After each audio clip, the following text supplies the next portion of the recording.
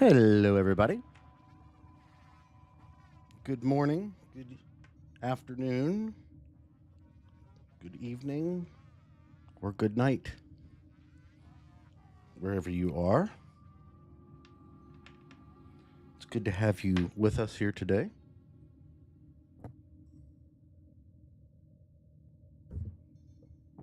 Just getting a few things set up here. Wonderful to see you.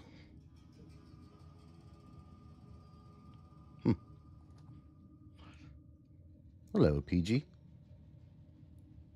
Rays, how are you? Does look like my headphones are maybe not fully charged. Let's see if that helps. So,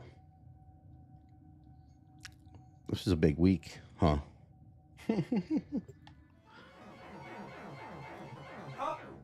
I'm doing wonderful. I am doing great. We'll play with the volume off.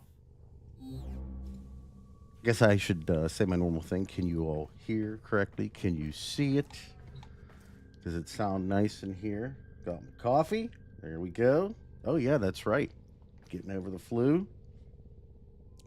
It's always a pain in the butt, but it's always feels so great whenever you actually start coming out of it and, like, the flu, like, breaks. You know what I'm saying? And then you get this, like, it's like this glimmer of hope. Things are just going to be, they're going to be all right, you know? After feeling like pure hell for quite some time. But, hey, Yellow Toad, how are you? Let's see, who else we got here? AJ? Good to see everybody. I am going to be working on my second character, of course. That is the end goal of this, but in the process, talking about all the stuff that we saw, because it was pretty great. I'm super excited that the story is going to go in amazingly enough, it's going to go in a different direction than I originally intended.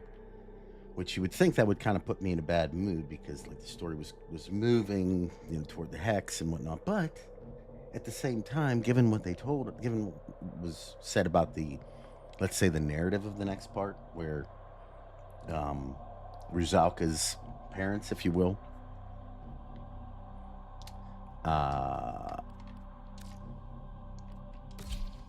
interestingly enough, Minerva and I can't remember what's Frost's name again. Chad, if you want to help me out with that one. But basically Frost and Saryn's kid. Adoptive, I guess. I wonder if they're both, if it's adopted by both or just like one.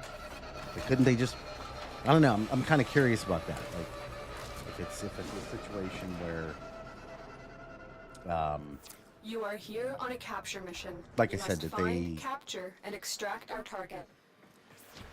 Because I know they were married at one point, so I'm just wondering if, like, if one of them's actually the biological parent, and then the other one's just like, if you know, the one through marriage that essentially.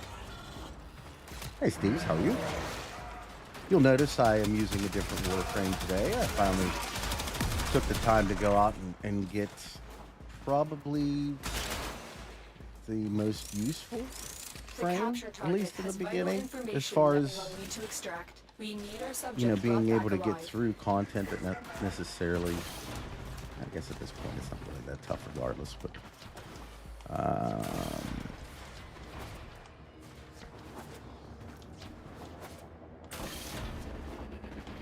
yeah, you gotta love that. But more importantly, like, we get to delve into Rusalka's story, which, you know, by definition will obviously have to talk more about the indifference and what happened there, which, you know, gets me super duper excited.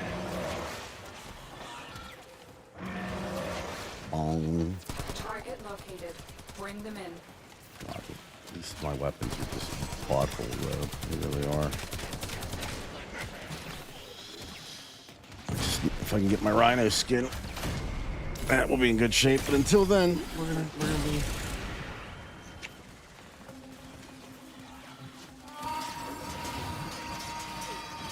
I do need to get a color palette at some point. Because like the middle ones. Trying to do this character like essentially without spending any money on it. You know, see what I can actually do without putting any cash.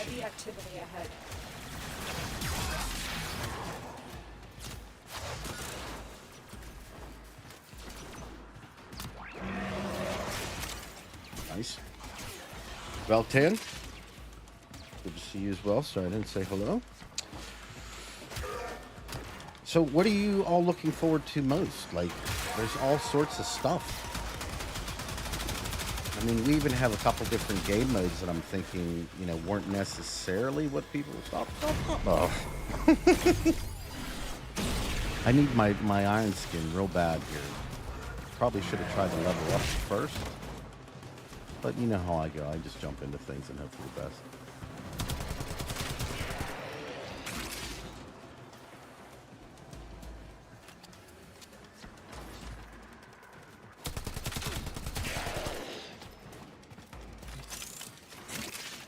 I always forget when you go in the first time, they're gonna be pretty garbage. See if I can hit enough of these dudes. Oh my god. Yeah, when that hits, like, you know what's sad is I got this Monster Hunter World, or Wilds, and I'm just enjoying the hell out of it, right? I'm really having fun. But the second that update drops, I'm gonna be just kind of going back to just grinding Warframe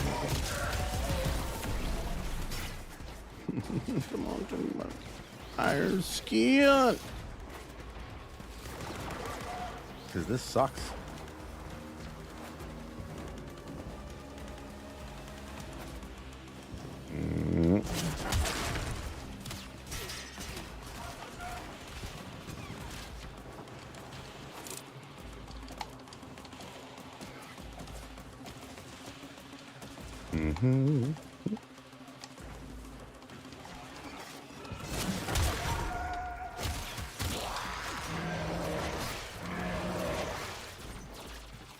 Yeah, actually, like, if you wanted a ragdoll, that's fun. But aside from that, oh, is this the place I was thinking of yesterday? I think it is. Sadly, I think I could have grabbed 2 of these little, whatever the hell these things are.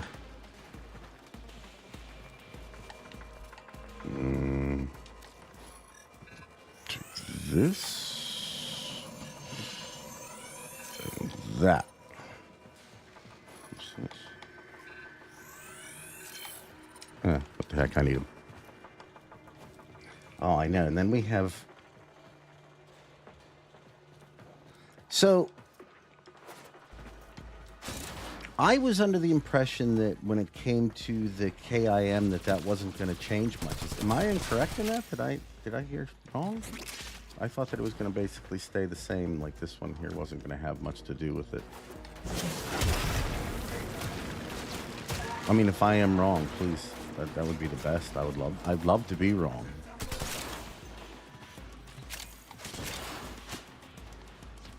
Oh, no.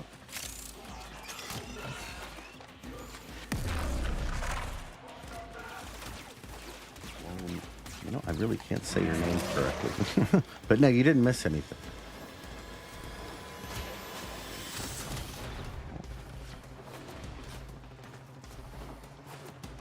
Oh, okay. We're getting new... Okay, fair enough. So the hex is in. That works for me. Yeah, like I said, I'm super excited to find out what's going to happen, what happened to this album.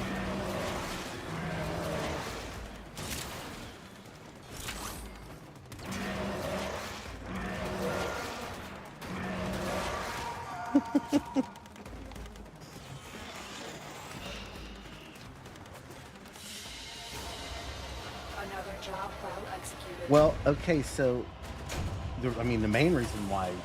Oh, Archie Columbus, how are you, too? I didn't see that. the main reason why she's so important is because she's basically being puppeted by, or that's the thing.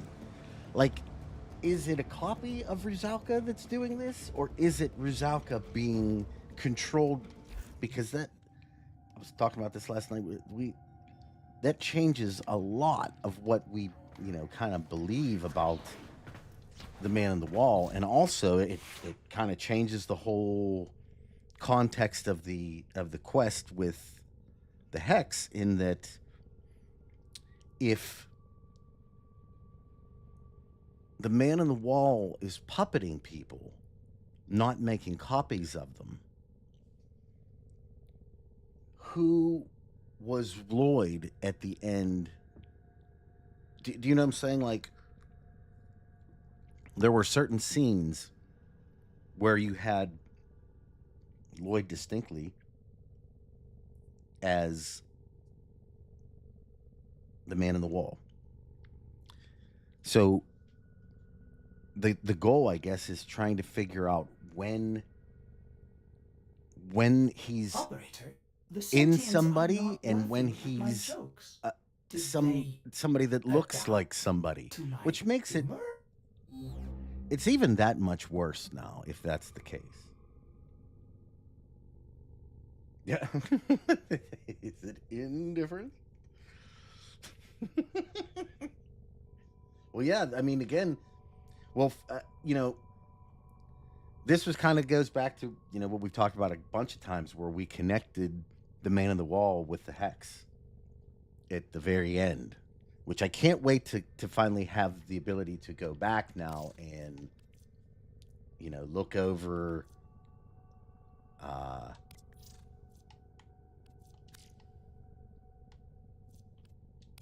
just every aspect of that quest, and now I can actually get a good recording of it, and so I can analyze it, because it was something I wasn't able to do the first time, unfortunately. So, hey, Endeavor Josh, how are you? Whiskey, good to see you. No, I mean, I'm telling you, like, I can't wait. I can't wait.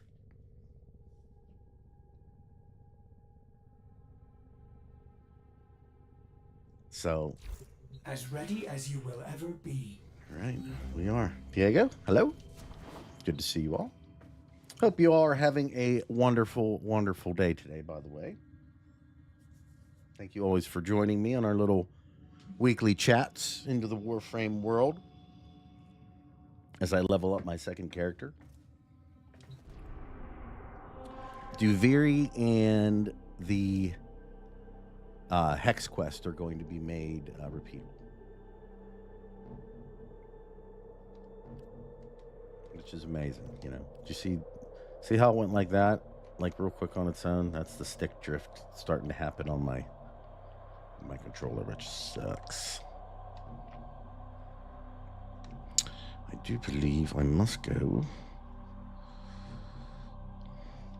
Hold on real quick. Let me do something to just get my iron skin. That's all I really want. Then I can get into these other missions without. Eternally Heavy, how are you, bud? Good to see you. Love seeing that red S. That one's, again, I said it last night, that one's my favorite. Reminds me of like Kuva and like the darkness of the void together. And I love it. Darium, hello? I didn't see. Let's see. Did I miss anybody? Nedger is dead. Hello. Good to see you. Oh wait, I didn't get a chance to do it. Nah, he doesn't have his stuff yet. Not to mention, the other thing is I don't have a potato for him, so I have to wait until like rank 8 to get some more. Goods for one lucky dreamer. I spent it on, I think, Shade. Sucked. I mean, it's good. I wanted it. Eventually would have happened anyhow, but that's right. Now we got Ash with the buff. I might actually play Ash a little bit. Do I do professional voice acting? Not currently, but I would be absolutely it's something that you could inquire into, not you personally, but if a person was interested in using, needing my voice or something. I have it on my Twitter, at least. I'd definitely like to get into that. I did acting in college, like actual acting. So, the two would probably go together in some way, I would imagine. Lovelies. Learn more about the Scaldra. That would be super, super cool. You like the teal one? I'm gonna have to, like I said, I gotta make another one here for the next milestone. So maybe in the next member stream we'll go over and figure out what you all would like as far as the next one. Oh, thank you, Truman. Appreciate that. I do my best. I just try to make it my channel a little bit different than everybody else's. And maybe there are other channels out there like mine. I'm not sure. I don't really know if any, but you could, if there are, you could kindly direct me to them. I'd say the closest thing would be like Soka Tetris, maybe. But I still don't know if he gets into the same level of like speculatory stuff that I do. So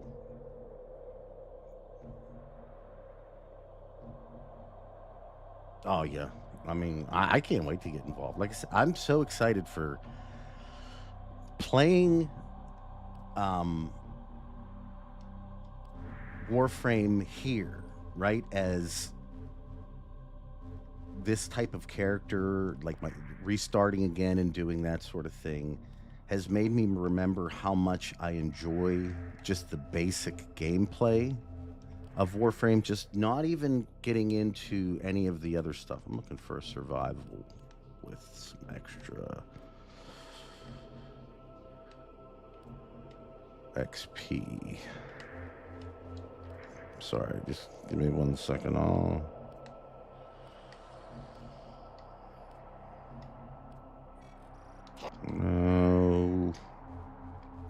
Might be one. Oh, I bet there's one on Saryn. Yes.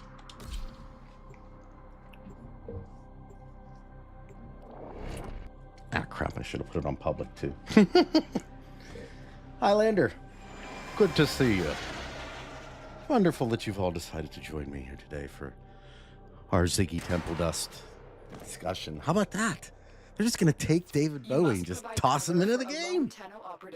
Set off the alarms, which means there's more of our reality that, like,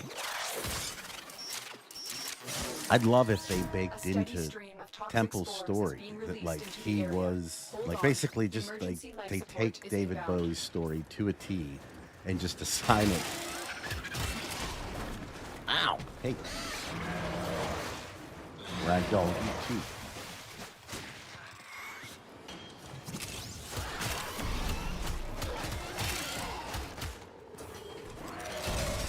Got it.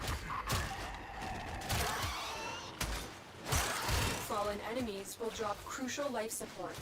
Be on the lookout. Well, I mean, the thing is we don't really know where Rusalka is. She could definitely come back. That's the whole. I don't know if, like, the man in the wall is, like, again, there's all kinds of things that we really do kind of have to figure out with this one, because there are implications for this new aspect of the lore that, oh, thank you. Tenno, prepare for life support.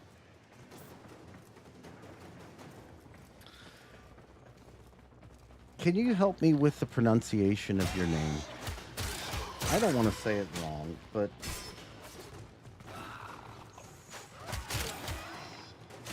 L4 Wind Coil. I feel terrible, but thank you very much. If you can just kind of explain to me how to say that correctly for every stream after this, I promise I'll have your name in. Activating it will buy you more time.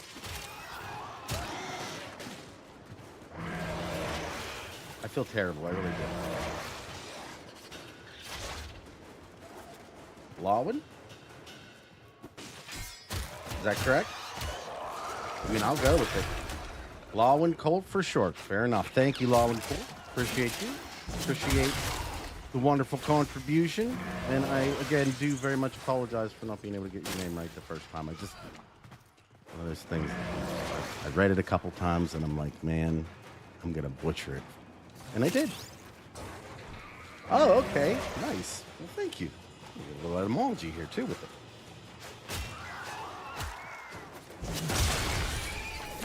Well, okay, but, like, that's the thing. Do we know that that's the case? Because according to, like, Eleanor's information in her chats, Life support on the way. it's not, like, completely certain that it's a doppelganger.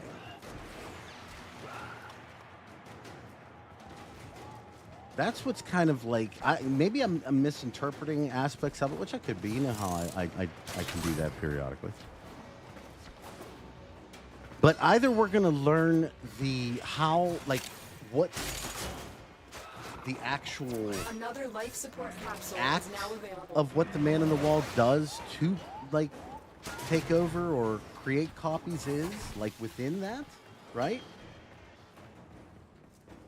Or we're going to learn what I think is an even worse possibility, 30-second warning. she essentially is not only able to be puppeted, but then on top of it, Life support has or been I should say, replenished. not even be able to be copied, not just being able to be copied, but also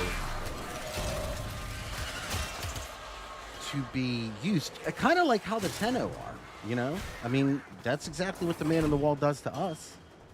So if Eleanor were to, say, reach out and attempt to, at least with the operator, like, see what the operator is experiencing at that point, it may, or she may very well see the exact same Life support incoming. type of thing that's going on. Do you know what I'm talking about? Especially like in the Era quest. You are running out of time. All right, calm down, man.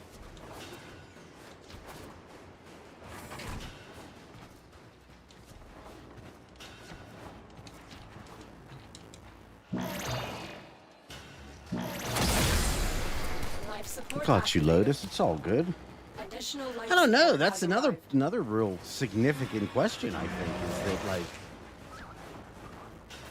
how many more are out there? Is there a proto frame for every frame?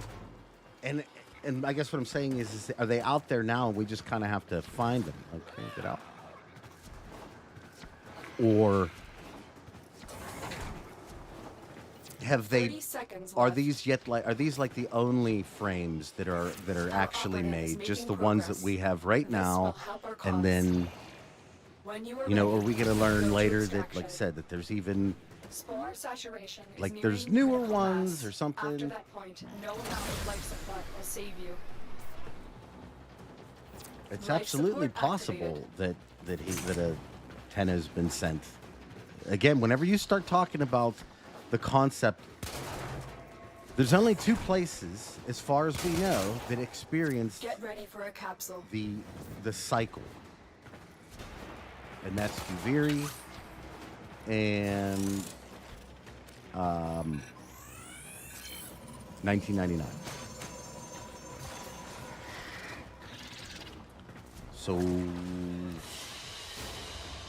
Mission complete. Excellent work, Tenno. yeah, there you go. Proto Calerva. Again, this is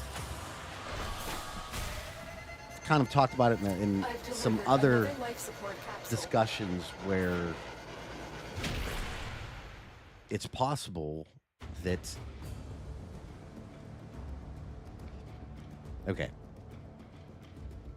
would you all agree that the Man in the Wall doesn't seem to need to follow the same rules of being able to move between timelines? And if you won't agree, let me give you my reasoning why I think it's absolutely possible, and we've already seen instances of it at this point.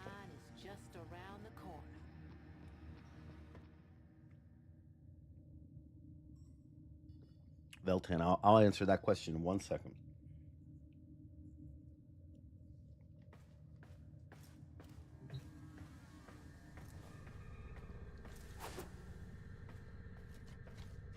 So, if you believe that the indifference can move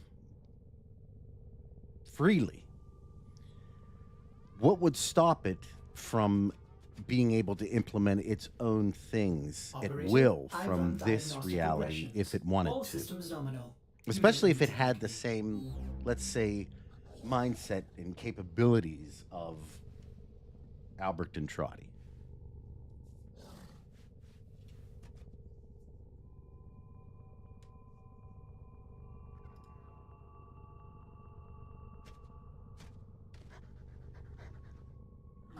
So,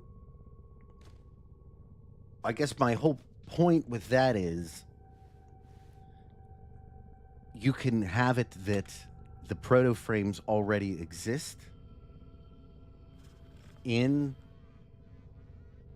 1999 and they're just being produced, or now that, and I mean, the way I would look at it is simply like this. I mean, at this stage, the man in the wall has genetic codes for all 6 of the hex. So one would assume, having a genome such as that, he very well may be able to also replicate. I mean, it is the man in the wall after all, so he could be able to just snap his fingers and do this, but say he can't do that. Through that genetic sequence, he could easily figure out the helmet thing and how the humans work through it. You know what I'm saying? Like, now that he has that capability to see, it's absolutely possible that he could utilize it in the same way that Entrati did from Ballast, because that's, you know, they have the same, just on a base level with mentality and whatnot. They have a kind of a same, like a parallel between them. So the question, as it's been since the beginning of, really since Whispers in the Walls, but definitely in the Hex Quest, the question remains, who is who? Who's who?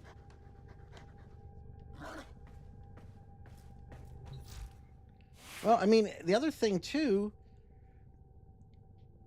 if Wally was so interested in getting Entrati to get the finger, why was that not made a priority in the Hex Quest? Like, why was it not mentioned one time when the Indifference literally had Entrati at multiple instances within the quest?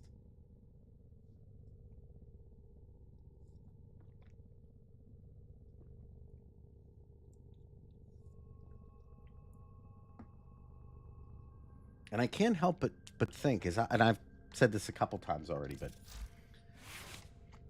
I don't understand. I personally do not get the ending of the Hex where Entrati, quote unquote, which I don't believe it's Entrati, but again, let's just say the surface level story is there, and it is. His goal, supposedly,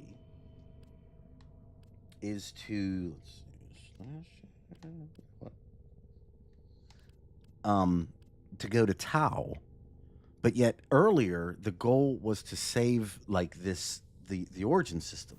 Tenno, a new alert has begun. It will And be I don't marked by understand how navigation. those two things kind of like just went away just from one quest to another. Like if you're trying to follow a linear path from Whispers through the Hex, the supposed goals of Entrati and the Indifference, both of them do not follow what we were told as far as what, you know, like I said, what the Indifference wanted in part 1, Whispers, what Entrati wanted to do in part 1, Whispers, and then what Entrati then said he wanted to do in part 2, Hex, as well as the Indifference says he wants to do, you know, Hex. So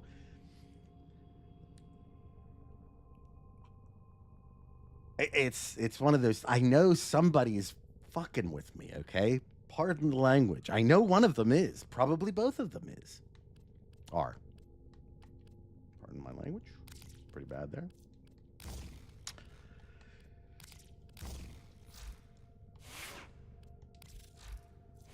That's what I raise. That's it right there. Honestly, it's like Tau is a distraction. That's all it is. It's like, oh, hey, you remember that the Orokin want to go to Tau? Well, here, remember this? Oh, well, I do too, by the way. You know? Okay. Yeah. All set. Service your weapons, myself. Thanks, buddy. I appreciate you, man. You're really you're doing the Lord's work here for me. Get a little bit extra damage.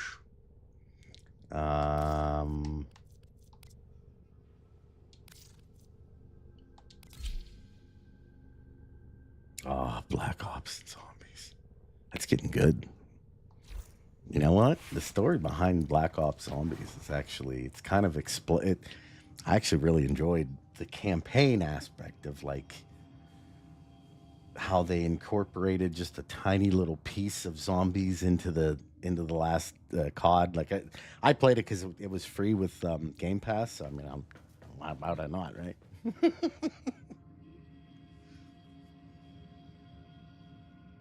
I think Wally can take the gifts back. I just don't think it suits him to yet. And I think the reason why that is because he makes that claim to us at one point. Like, these gifts I gave you freely. It's not... He doesn't seem to be upset about giving what he did. In fact, in my estimation... I've gone and went over this a bunch of times with you all. Like, everything that I see, we have done exactly what it wanted us to do.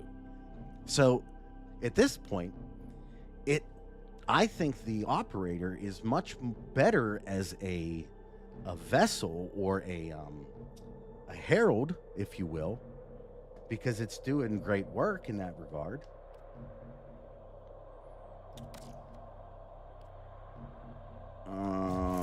Okay. Yeah, why not? So there's no reason. That's why it doesn't seem like it's ever mad at us.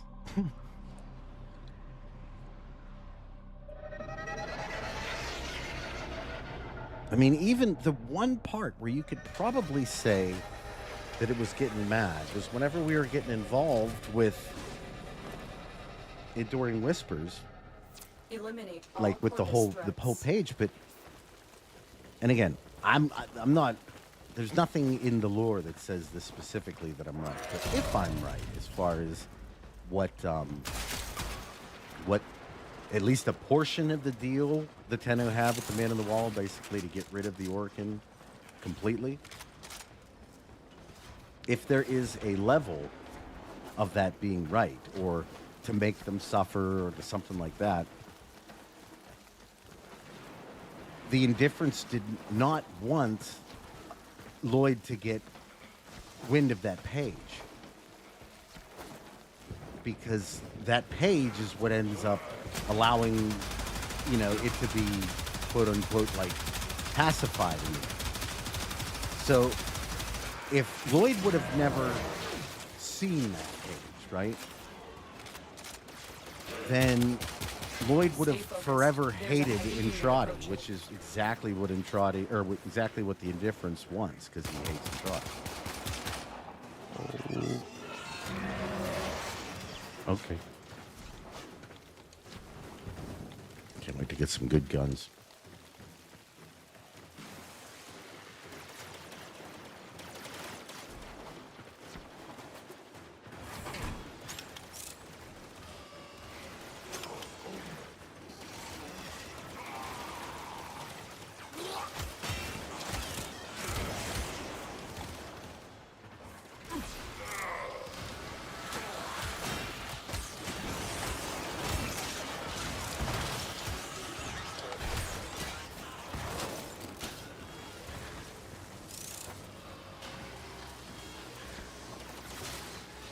Well, I mean, I think but you have to want it part is pretty simple, because there's a lot that the Tenno are giving up. Omni Step, thank you so much. I appreciate that. Thank you, thank you, thank you.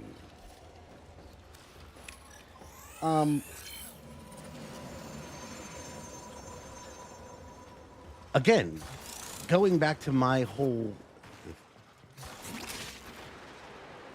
if we used my theory as a basis, which is again there's nothing in the lore that says it's 100% true, but if we just use that as a basis, then we're essentially considering what happened to the Tenno of Faustian bargain, and Faustian bargains don't go well for the people that make them.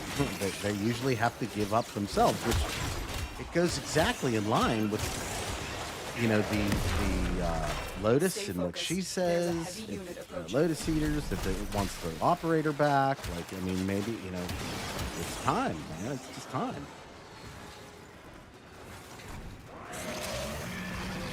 Now we're cooking.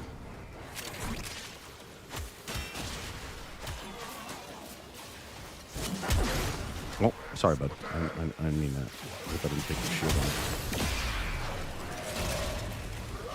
on. No, you can join. You can join me if you want. Absolutely. You can absolutely. I don't force anybody to play because these are all like star chart missions, and you know, it's like, hey, you might want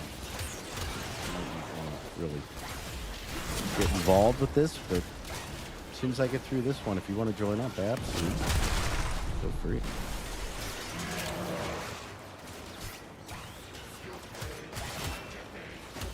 All I'm trying to do right now is just kind of the all-in-one, level up weapons and run through the star chart. We'll see how well that actually, some instances it's not good, but having a Rhino, and all I need to do is get some energy pizzas there, and you know, we'll be able to get through some deeper content. See, right now I don't have any of the energy stuff, so until I pick that up, I mean, okay.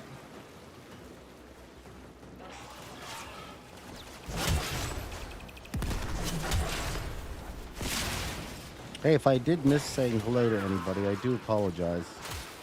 But I do very much thank you for being here with me, with all of us.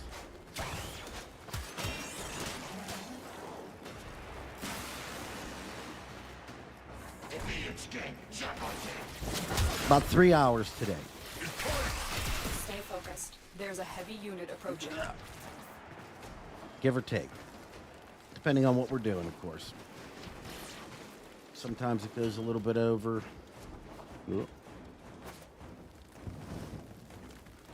Oh, you better believe it. I mean, well, bear in mind, too, that I think this particular weapon has 5 energy slots open at the moment for mods, so we're not killing the world with our build either, but that's all right.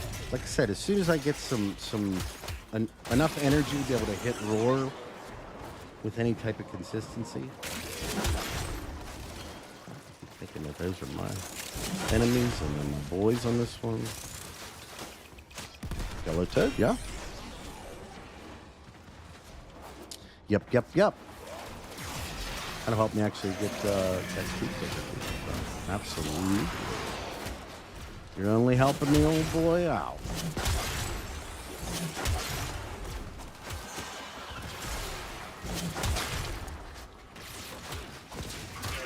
Ugh. So, you know what else? I gotta tell you. As I mentioned, I really have been enjoying Monster Hunter. However, the performance at times it's challenging. I've only carded one time. But when I did card, it was against a Rathalos, and in the little area that I was in, the little arena type thing, the frames were dipping so low that, like, it seemed like my character was like walking through molasses. I was getting so frustrated. it's kind of nice to come back to a game that's, you know, nice and optimized. Although I'm not a complete Warframe shill. There's actually some things in Warframe I don't care for. You're actually seeing one of them right now. I wish you could focus on one character as you were meleeing. Oh, what is going on here?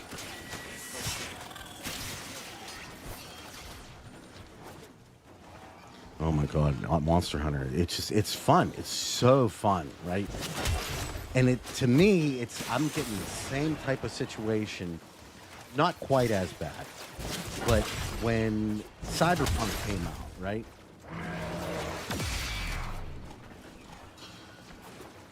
It was just god awful. Like, it was really, really bad. Get off you. But I drudged through it because the story was good and the gameplay was like manageable, I guess, enough that I, you know, could stick it through. I played it again after it was like optimized the correct way, and it was way better of an experience, but you know, kind of like that. I'm going to get through the whole campaign. I'm not quite finished with it yet. I think I'm on, like, main mission. I just beat Arkveld or something like that. And again, it's for people that understand Monster Hunter, especially with how like, a lot of the monsters, I think that's one of the reasons why people are complaining about it being easier, is that a lot of the monsters are just the same monsters from before. So you already know they didn't change any of their tactics for the most part. It's all the same type of stuff that they did before. So if you understood how their movement patterns were in the first one, you're gonna understand these ones too. And some of the new monsters pretty much use the same pattern set. So again, super fun, but come back to something like this and it makes you appreciate what actual optimization feels like, responsiveness, and especially whenever there's a lot of things on screen going on. Oh, let me put that down. I apologize. I listened to one of my other streams here just recently, and I couldn't even hear any portion of the game. So that's my bad. I apologize.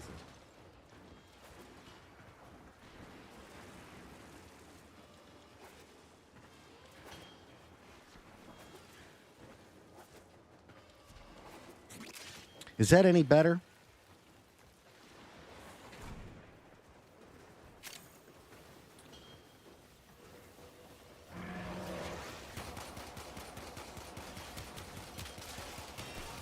You know, I wonder about the whole, is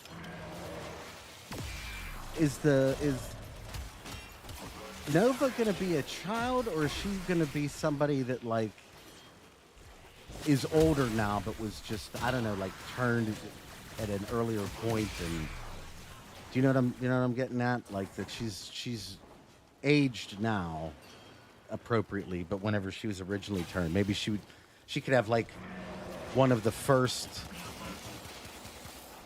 proto frames, if you will.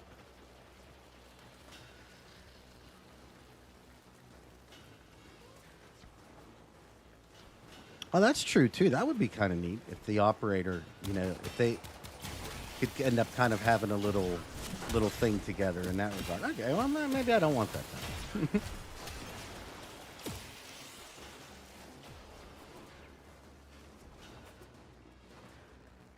Oh man. Well, but bear in mind, there's different writers, so I don't think Warframe would write a character like Ava from Borderlands. I'm guessing at you.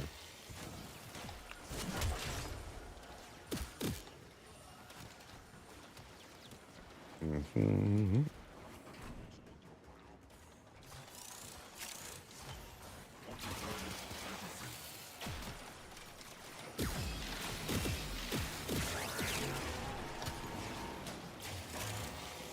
All right. Yeah, I thought I was going to go down there. It'd be right in line with what Entrati was doing. I mean, especially with the whole operator thing. I'm actually surprised that more of the Warframes aren't done like that. Because you would think, just in the way that Entrati thinks, like, a win's a win.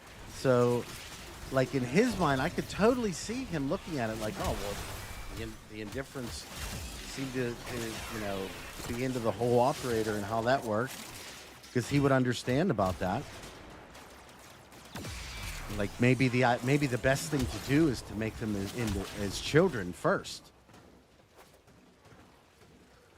And then, but again, if this were like me writing the story, blah, blah, blah, it would be like, potentially like Entrati got scared because the indifference was getting maybe like too much of a good, like, a relationship with, like, Wally was, you know what I'm saying? Like how the Tenno and the didn't seem to be very frightened of the man in the wall the first encounter, whereas like Entrati was deathly scared.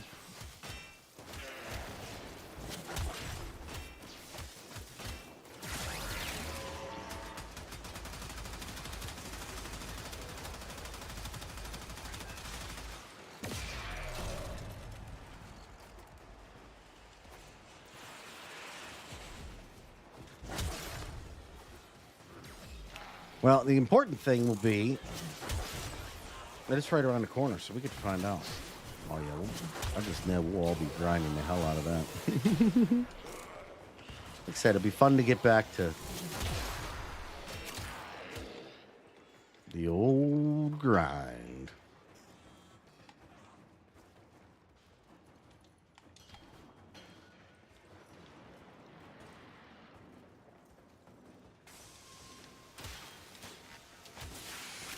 You're seriously not going to let me sneak up on that dude?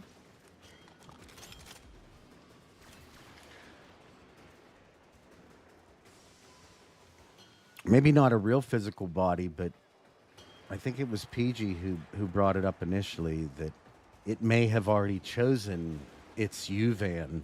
And if you drank the Kuva, well, you're one step closer. In fact, if you think about it, one little point on the whole Kuva thing is it actually kind of falls in line with the control, consume, or destroy answers that the man on the wall gives.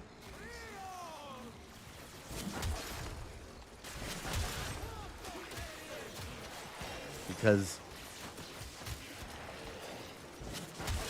if you drink it, he immediately says, "What took you so long?" Like this, so he's happy that you drank it down. I think if you control it, like you just kind of keep it. What does he say? Don't forget, kiddo, you owe me. And then the other one is what's the last one that he says? I can't remember exactly the dialogue.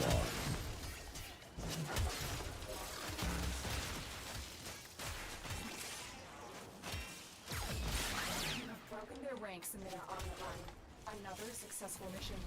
I'm just saying that it falls in line with it's just a great theory that if the man on the wall is trying to get in and trying to be a part of this place, right? And we've already seen that the Orokin wanted to use not necessarily the Orokin, but actually yes, the Orokin, because Tuval was going to try to use an Orokin child, or I should say a Tenno child. It just, Varuna got in the way, right? And then you have the Grineer Queen, who also wanted to use the Tenno child as a U-Van. So, given that that would be something that, again, the Orkin have already kind of put out there as a desire. I could totally see the Man on the Wall deciding to reclaim its own, let's say, its power by finalizing the continuity with us taking over the operator's body in full, becoming, ending as he began, as a singular being, and then having exactly what he wanted to come into our reality. Hey, look, there he is, right there.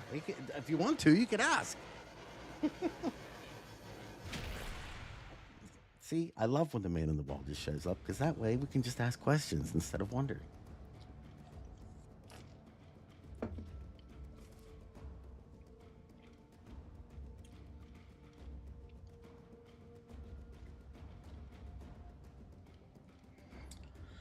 Yeah, well, what's really crazy and what's going to really kind of bake your noodle is that in the grand scheme of things, if you really think about it, it was Ballas who was the one who essentially wanted the Orkin dead in the first place. And most likely, given that he programmed the Lotus, right?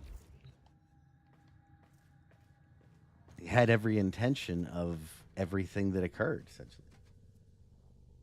Hey, Rajesh, how are you?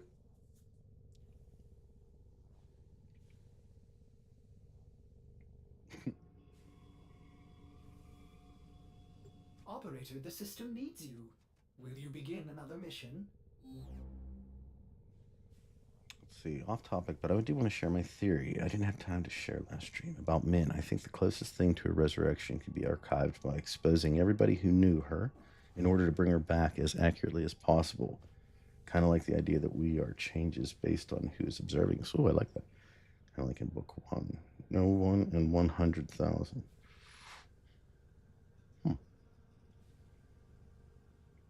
Yeah.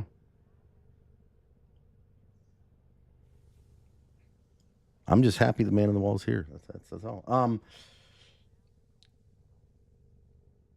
As far as Min goes, yeah, I guess what I would be most concerned about is if we ever see Min, because the chances of Min not being influenced by the gentleman in chat right now is like slim to none, at least in one way, shape, or form.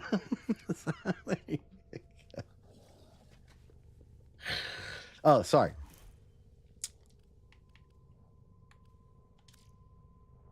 Can you see the name?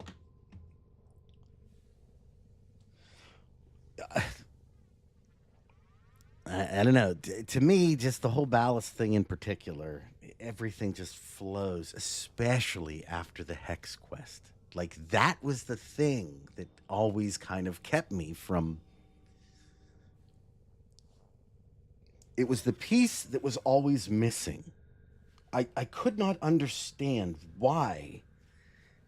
It's Ballas's story. Like, that's what's going on from... Essentially from... I mean, apostasy, obviously, but... Like, you could see the threads of it beginning even in the second dream, where you start beginning to hear the dialogue between the Lotus, between Margulis and... No, that's fine. Man on the Wall, I would rather be surprised. You're doing great too, by the way. The story that's coming along is it's absolutely fantastic. So you can keep whatever you'd like to yourself. But when you begin to learn that the Man on the Wall is actually has an ambition, and that is essentially this is great. There you go. that changes a lot of things, because up until the Hex Quest, everything that the Indifference did was basically just like, oh, well, he does this, he does that. Who knows? Who knows why, or if there's any like rhyme or reason to anything, because it was always these like little bits and pieces and such. And it was never enough to give what I would call an out, like, or a motivation for anything that was going on. But that all changed when the Indifference shows us pain for the first time. Right? When the Indifference shows pain, that means that it's bothered by something. It's like, I think I went over this in another stream, but like it's one of the principal things, right, of being, because I was one of these, being a salesman, right? I can't remember what the acronym still means now, but it's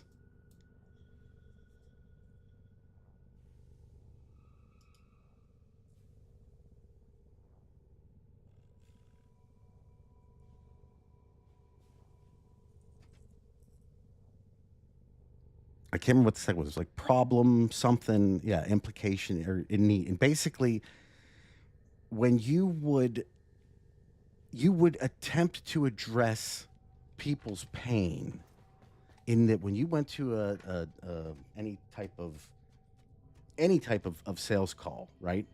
What you would be attempting to do is figuring out what is bothering them from their current provider of whatever it is that our company did for them. So the idea would be, when you went in, you would try to fish for stuff that pissed them off, essentially, about what it could have been. It could be anything. It could be anything at all, like how it was getting distributed to you, how it was showing up, performance of the thing. It did not matter. But once you identified its pain, then you could use that as a motivation as to sell off of, because now you could elicit something emotionally between them, right?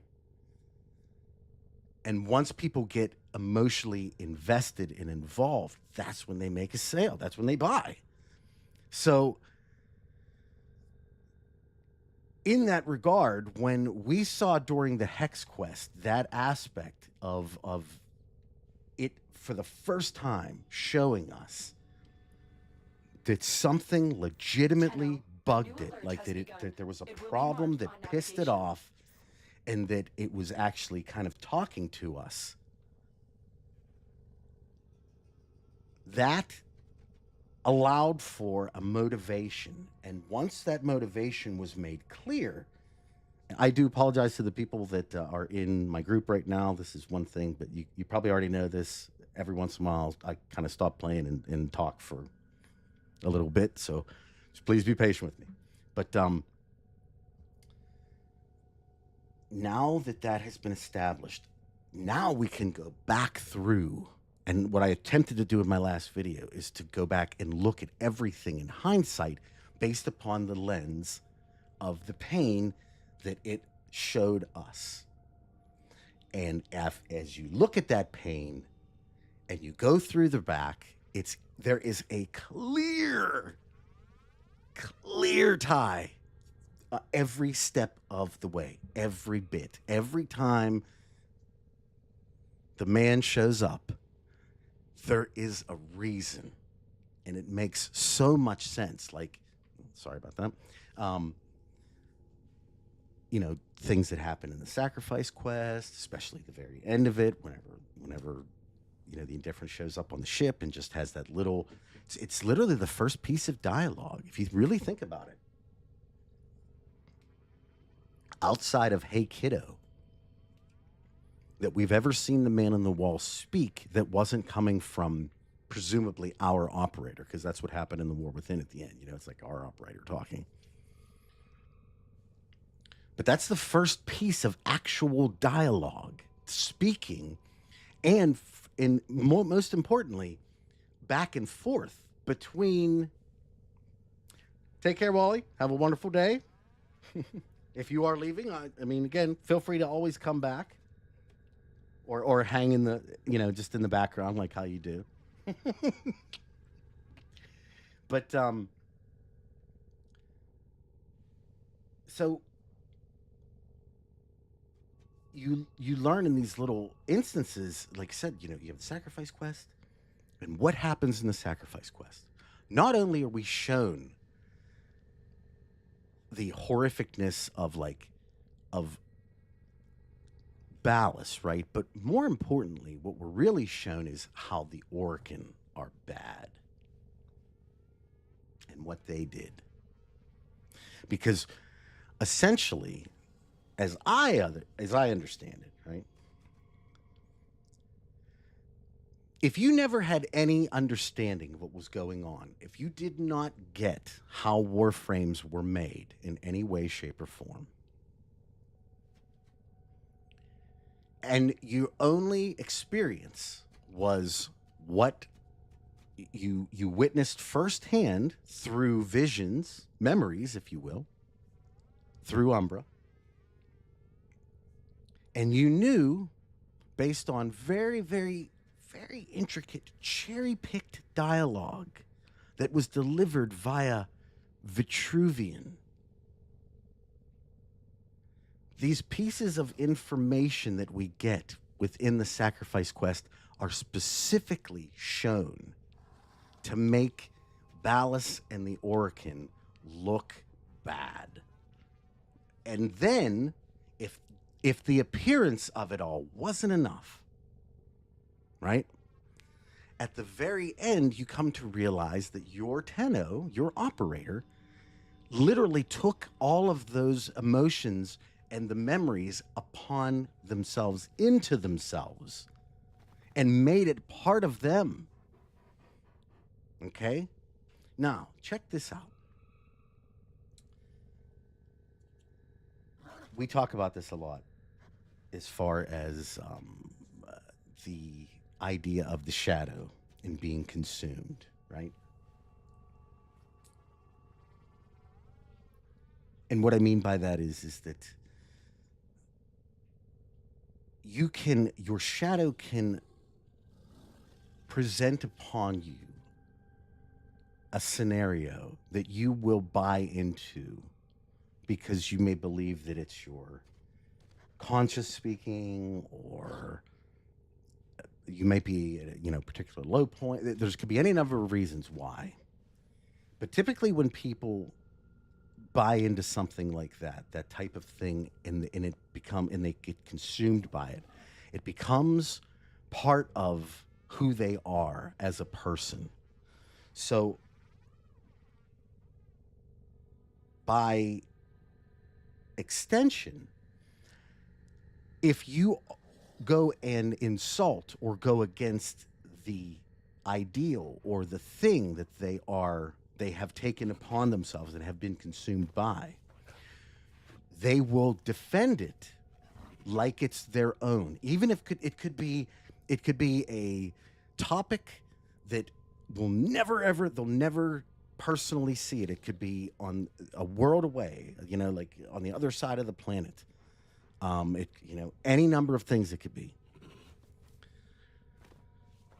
But once they have assimilated that thought or that ideology into themselves as something that they believe, and they let it completely just breed in there and envelop their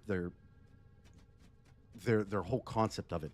And you can always tell when somebody's done this, because they will not accept information against what you're presenting. Somebody that isn't fully consumed will listen to stuff. They might not agree with you. They might not accept it in the end, but they're at least open to it in the beginning part. They're not fully consumed one way or another. But somebody that is fully consumed in a thing will just completely, they will not engage because you aren't just going up against the concept that you're trying to argue against.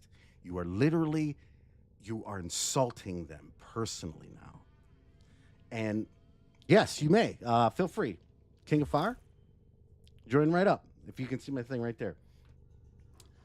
So, in that regard, how it is relevant here in Warframe, in with the story, is that by the Tenno taking that upon themselves, literally, like they physically took that upon themselves, they now have a manufactured hatred of the Orokin that would not have necessarily been there without it. Look up on the screen. It's Lilith 4208536. Steve, you could definitely be onto something there. That's absolutely possible.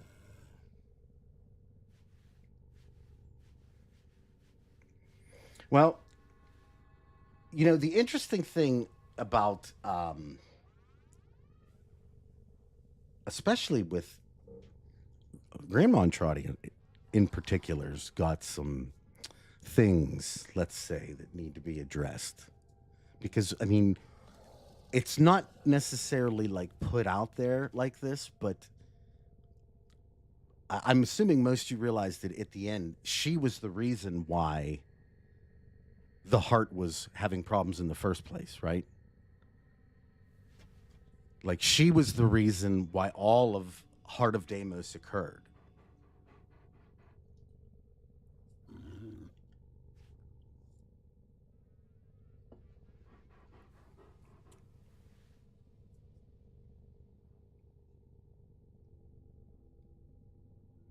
That would actually be pretty cool. But essentially, this is what, if you go back through literally all of the quests that have the man on the wall in them specifically, you absolutely see a pattern. Now, is that the pattern that DE is originally thought of and is gonna go with in the end? I don't know. But there's no way to say that every single one of his appearances so far in the game doesn't have some alliteration to a dislike or discontent with the Orokin themselves. Oh, sure. What was it again? LILITH 4208536. Hey, Redmond, how are you, bud?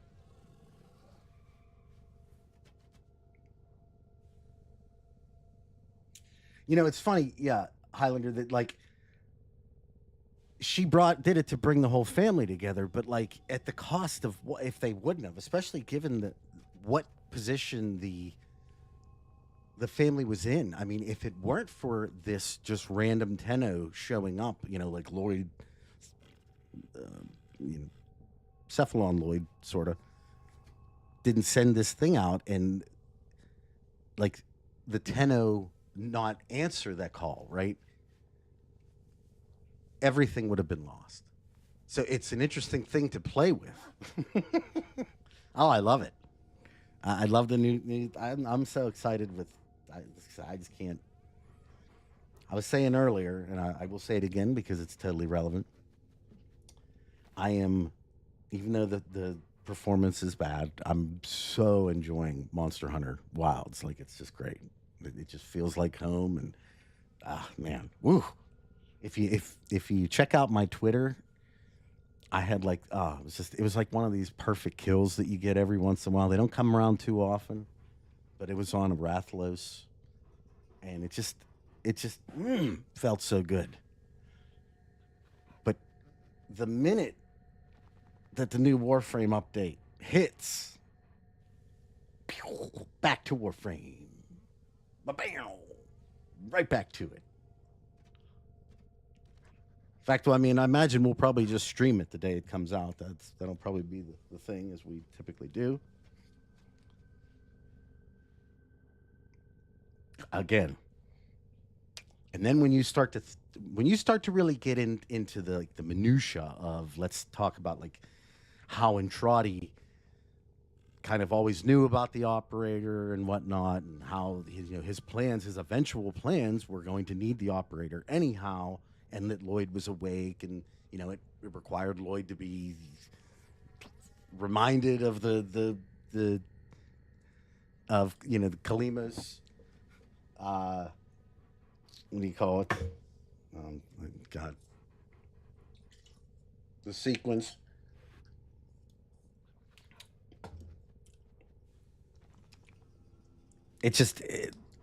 Again, is it all coincidence? I don't think it is. It just seems to all be flowing together.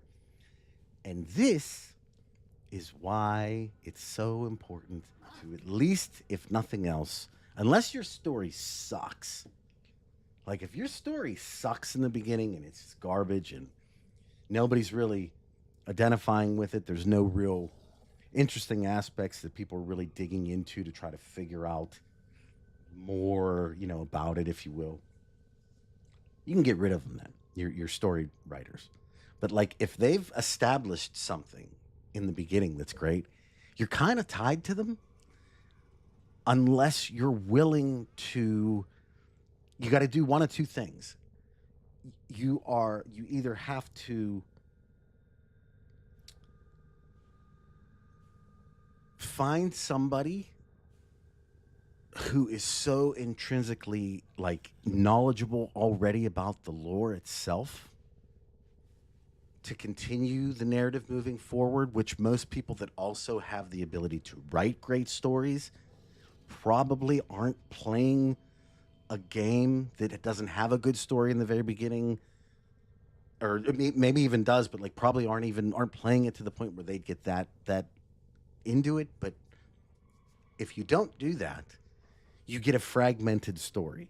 But if you do have the same people writing the story throughout, then you get this ability to go and take the information from the Hex today and apply it to the Heart of Deimos way back when, and find a parallel, because they're there.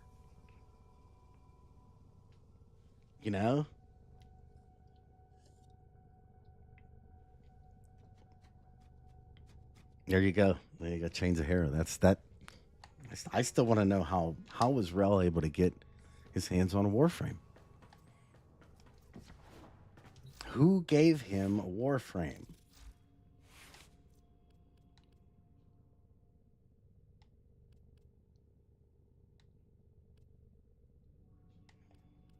Six.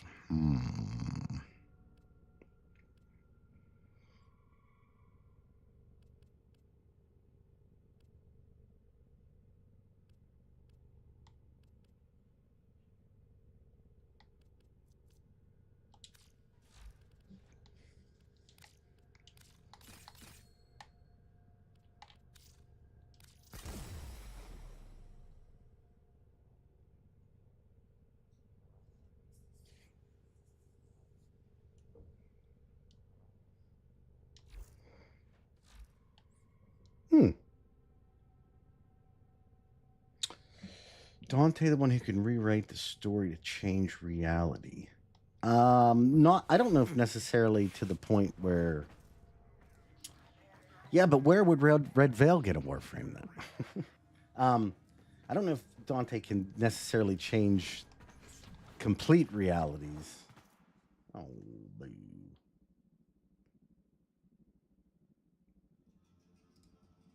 Hold on, everybody. My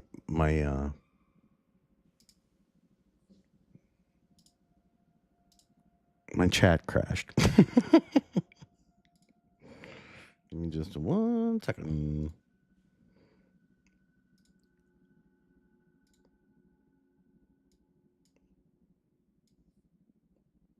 There we go.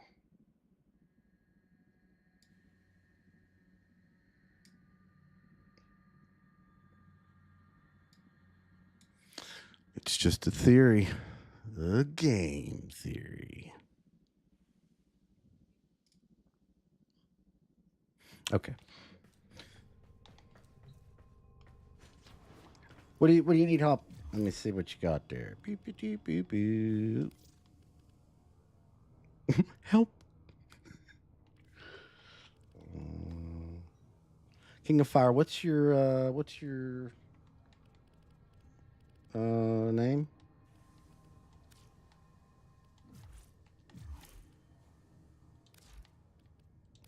Did I not accept? Oh, maybe I didn't accept the thing here. Hold on.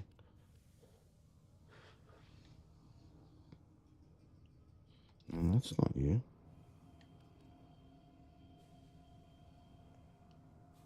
Hello, Frank.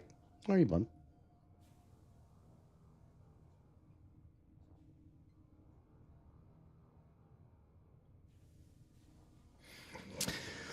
Yeah, I mean, it's interesting, that whole thing with the book itself.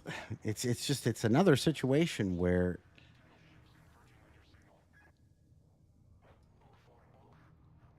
are we being told that that's the case? Because again, I go back to it. We were also told that.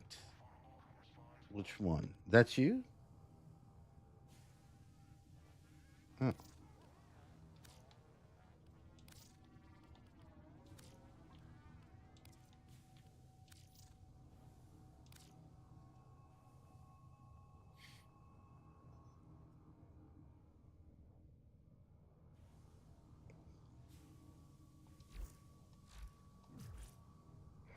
No, I still can't see you. Would that? Can you join up? Making copies. Yeah, he really does, huh? Well, that's again. That's. I just wonder if the whole book thing isn't that isn't in the same breath the whole finger thing. If Wally wanted, if Wally needed the finger so bad, why did he not ask the man on the wall, or I mean, Entrati about it whenever he had him in the Hex Quest?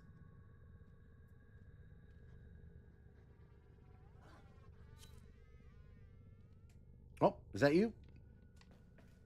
All right, let's go. Let's go. Let's go. Do. Oh, no worries. No worries. No worries. Sorry, stick drift there again. What do I need to go to Europa with? Let's see. We'll get that done.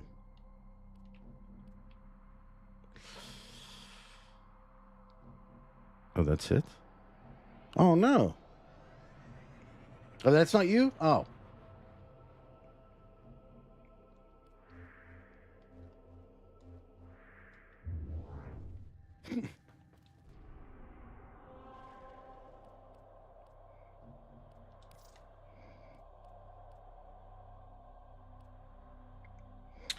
So, and again, that kind of goes back to I don't. It's a touchy subject. Ding. I don't know. I don't know about the book thing because one, he hasn't brought the book back up again, and technically we have the book. So, as I understand it, if it really wanted the book, I mean, technically it could just get it. You know what I'm saying? Like it already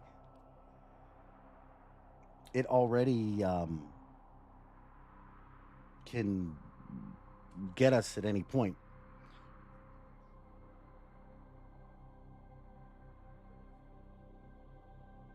King of Fire, do you want to? I don't. What's the name of your character?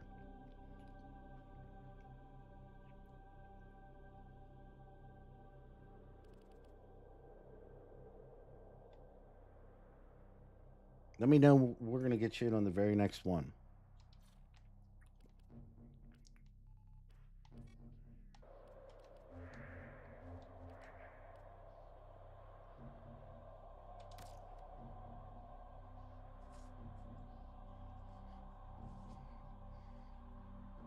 This will be a quick mission, anyhow. Only exterminate.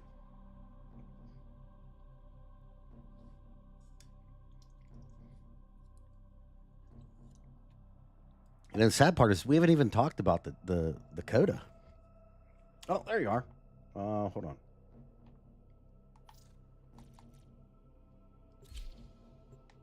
Crap.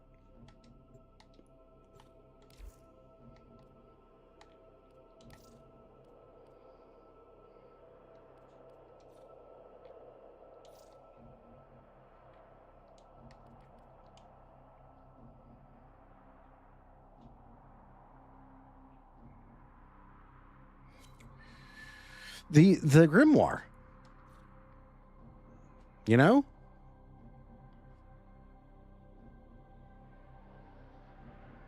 Because that's the grimoire's a huge thing. It's like the thing during the Whispers in the Walls that tells that, you know, tells Lloyd, regular Lloyd, that, hey, this is the guy. Like, this is the tenor. Woo! You know, and then that's where I presume it's, you know, that's where the page goes back in the book.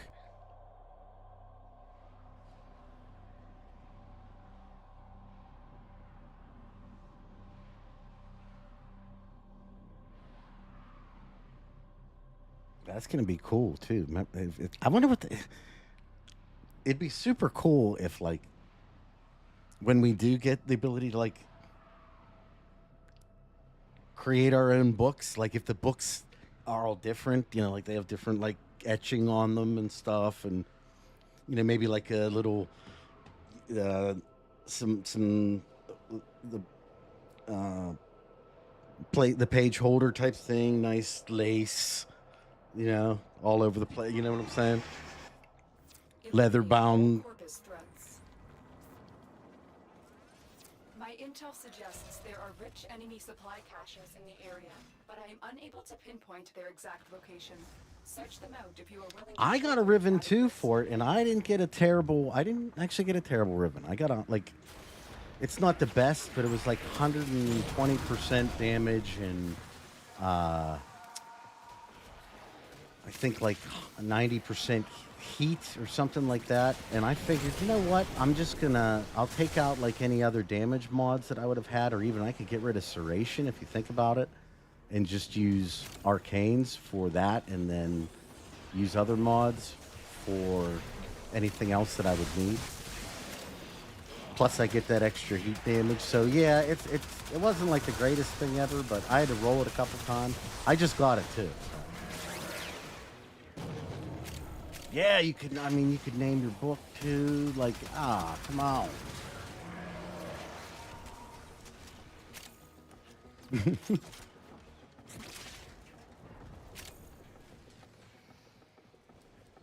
Well, there's that. See, now if you start getting into the whole conceptual embodiment outside of the void, then the book allows you to do it. Just imagine what that knowledge can produce in the Warframe universe, you know, and then you gotta really start thinking about some crazy stuff. There's a heavy unit approaching. Here, I'm gonna give you guys an additional like 20% damage. 13, not even 20. Nice.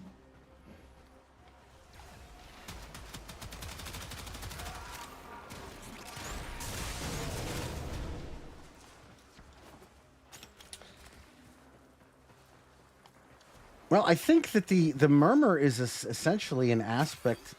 It's kind of like when you. So in the newest lyrics that just came out regarding the Morum Bull and a lot of the songs that came from Whispers in the Walls, right?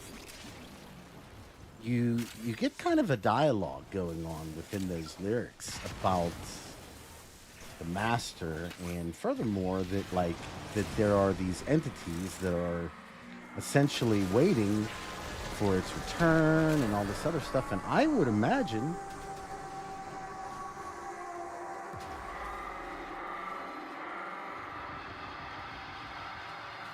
man,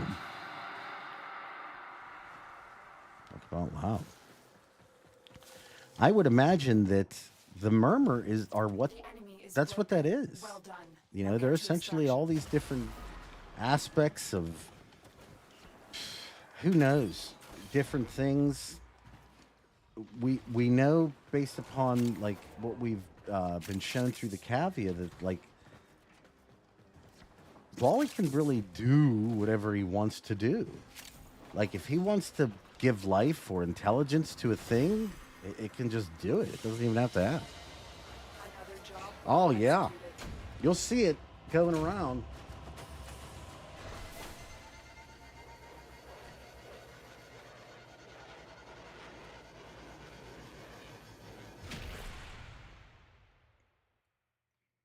Folks, you're definitely late, but it's okay. We're almost getting there. We're so close to getting to the second dream. That's where I'm really trying to get to, because once that occurs, well, everybody knows that's whenever the fun begins.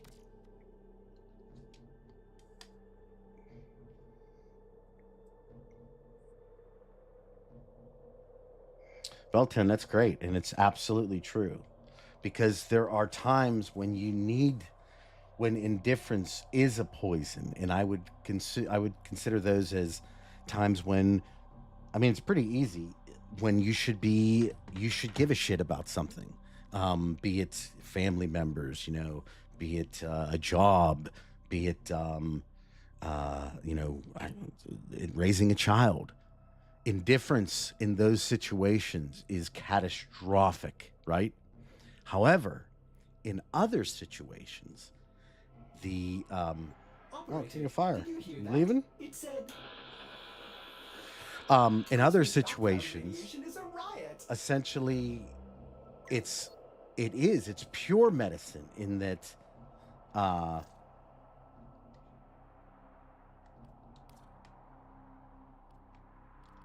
It's just easier to do it this way. Hold on. Like, say you are, perfect example, say you are fully consumed, as I was talking about before, in some instance like that, and like somebody, say you are fully consumed in an ideology or in a relationship that was like, it was toxic to you, right? That like you were not getting what you wanted out of it, you were giving more of it than you were receiving, things of that nature. The only way out is indifference. And I would even say that what Entrati was trying to portray during the Hex Quest is that in this particular situation, that who are we waiting on here? Boop, boop, boop. God himself, you coming? I don't want to push you into the mission, but at the same time, I don't know if you just kind of forgot to hit the button. But that's what the man in the wall is attempting to, or that's what Entrati is attempting to implore in the beginning. Like, There's a time-limited mission alert available. Check navigation. essentially that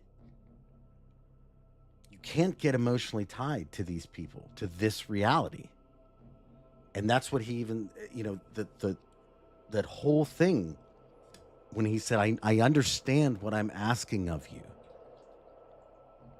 but at the same time, you have to do it. Oh, okay.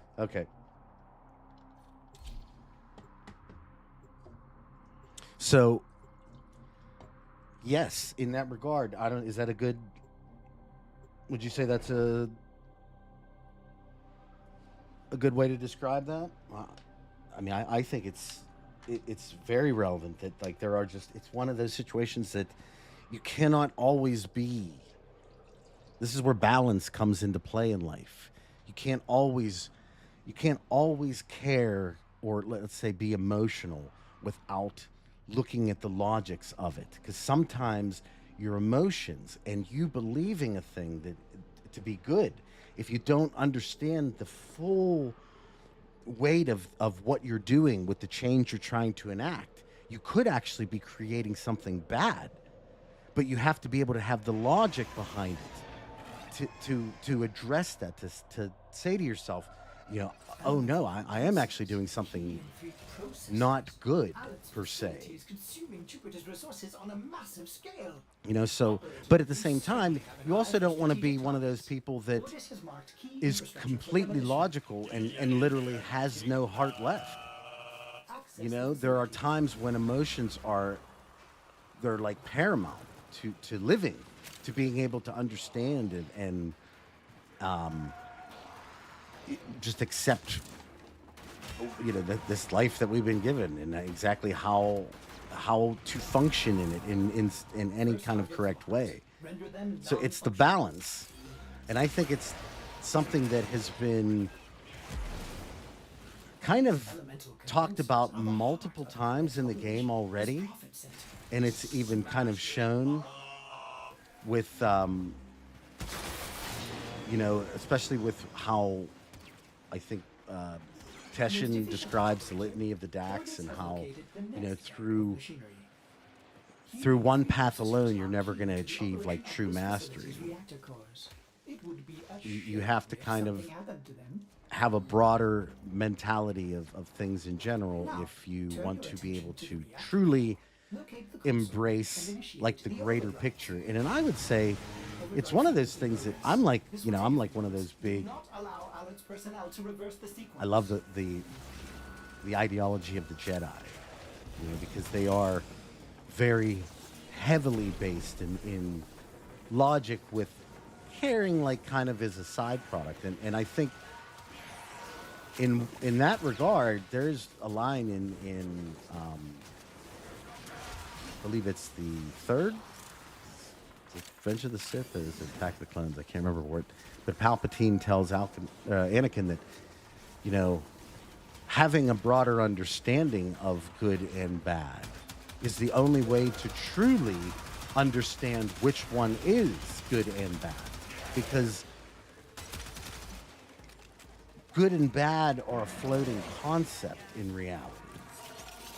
You might feel that you're doing right, and in one aspect of the thing you're doing, you on the surface you could be doing right, but looking at it from a greater perspective, you actually could be creating a monster, which is, I think, one of the main things that it seems to occur. And this is getting outside I don't want to get any deep into politics at all, but I think that's what a lot of people are seeing with politics now is one thing comes about and then an equally opposite and opposing force comes in after the fact, and then after that another force comes to challenge it that opposes that, and it's a cycle that will continue to happen. Another job well executed. I mean, I think we absolutely can bring Teshin. We without question can bring Teshin back from the void, or from Duviri. And the only reason why I know that is because Entradi was able to bring back like wildlife and stuff from Duviri. He has it sitting in his laboratories. There's a what do you call it, a tile set, where you can see there's like he has different agricultural aspects of the Zerman. He has Duviri there. So he was able to bring things back. So if he can bring things back, then yeah, absolutely. Well, I mean, what I'm curious about is there's an aspect of 1999, Gregory V, who has a tie, who just appears to have a tie to our own Alad V. And if that is the case, if that turns out to be accurate, right? Well, then one would assume that Parvos would have some association with the corpus in that regard and would maybe be able to find his way in. What are you thinking about? Yeah. So that's what I mean. Like, if you can bring back life, like the owl or tree I can't see any reason why you wouldn't be able to bring back a person. You know?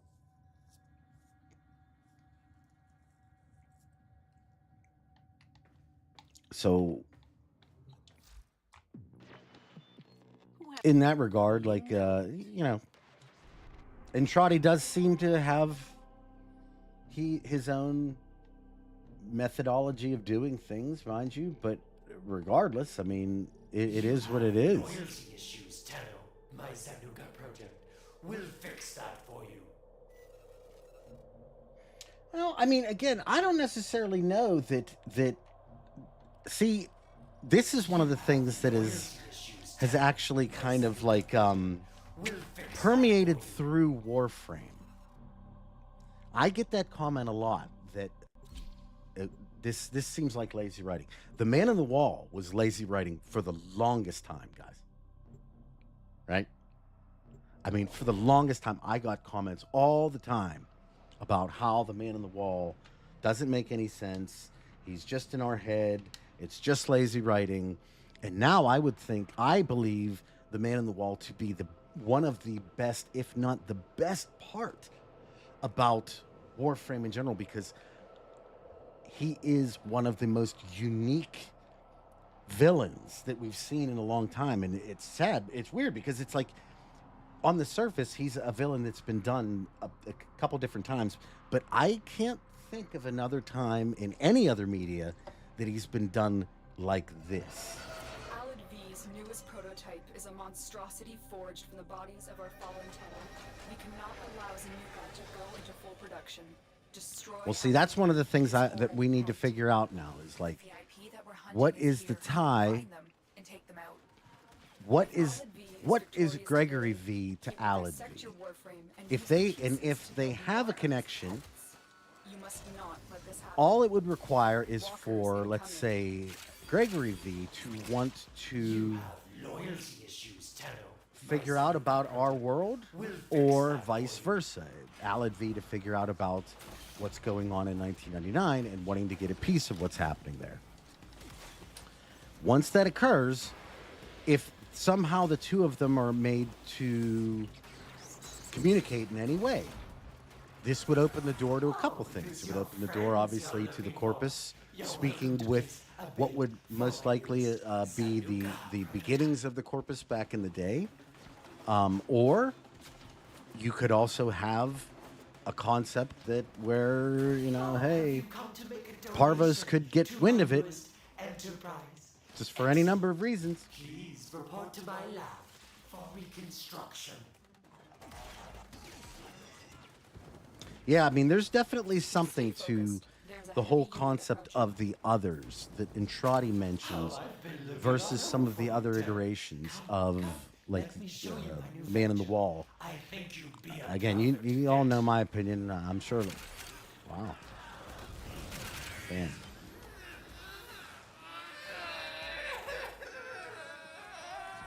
They won't be bothering us anymore. Let's get out of here. Okay. Stay sharp. This one is a handful. Yeah, it was. It was rough.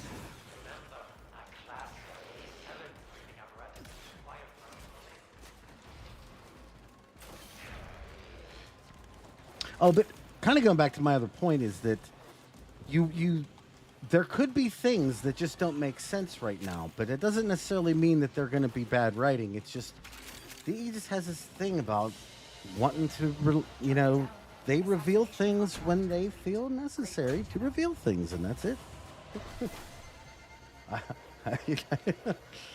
Alad. Bye, Alad. I think it was him crying, and after that absolute shellacking, it should have been. That was brutal. Hold on. Yeah, let me just see something. Now, what do I got to? I know that I have to go to. Yeah, I got to go to Europe yet.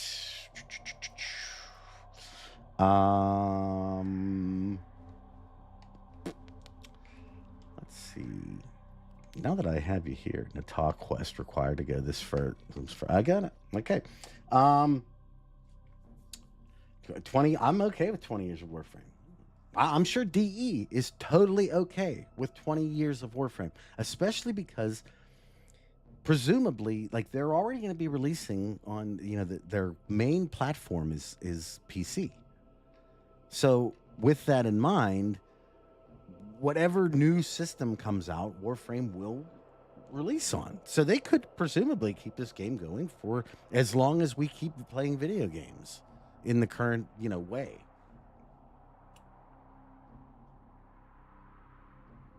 Otis reminds the operator to take time for themselves. CMB, that's an interesting point that you made up, because that you make there, because I think you might be onto something. That there's the moment where the deal gets made with the drifter, and it would make sense because technically when we are on the Zariman during the Hex quest, the indifference is speaking to the drifter, not to the operator. Yeah, Temple looks amazing. I can't wait. I can't wait to see that whole game mode where, like, apparently, like, we're going to be, like, protecting his concert or some shit. That's great. Hey, let me disband real quick and do this Europa thing, because I think I can do it, right? Yeah. And then I'll get everybody back again, okay?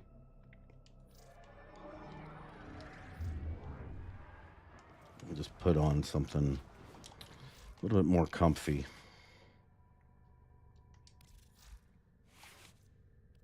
God, look at that. It's pathetic.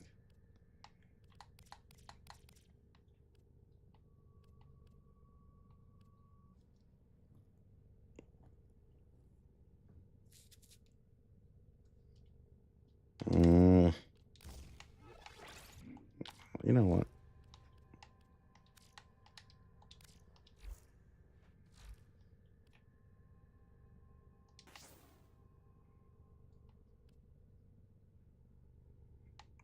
It's like,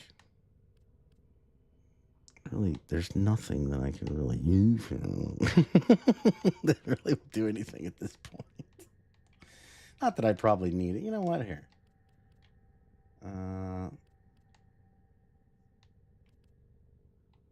Screw it. Let's just go.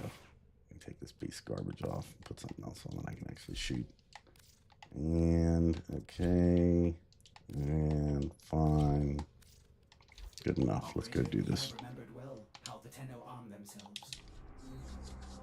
Well, yeah, the operator made the older deal. But what we could, basically be saying is that the deal with a drifter type situation may have occurred at that particular moment. And it may have been I wonder if... Is that the same hand that the Lotus gets cut, or that he basically goes into his hand? Is that what that is? Because there is some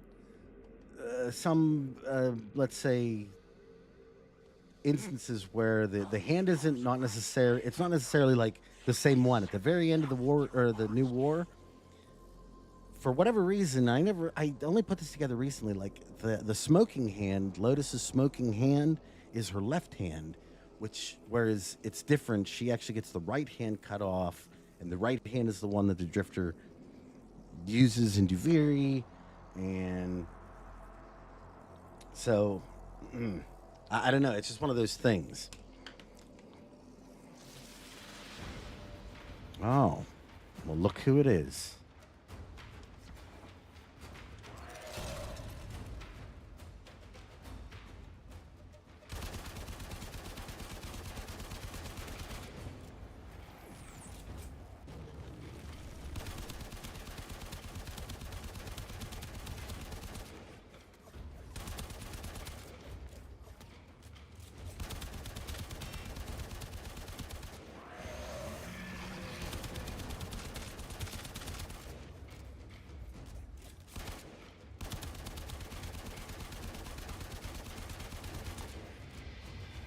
This is going to be another battle, isn't it?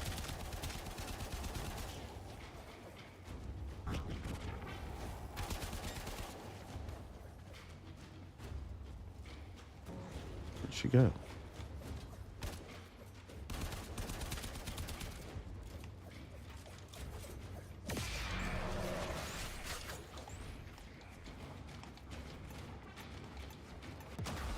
Wow, dude. That was like some crazy, crazy bleed right there.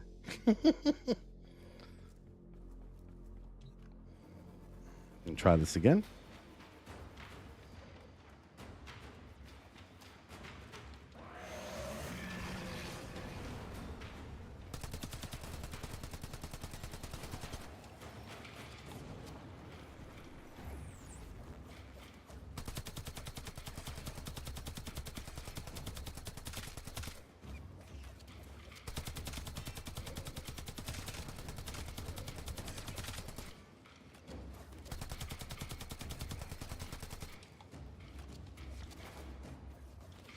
We're getting into focus mode, so might go dark for a second.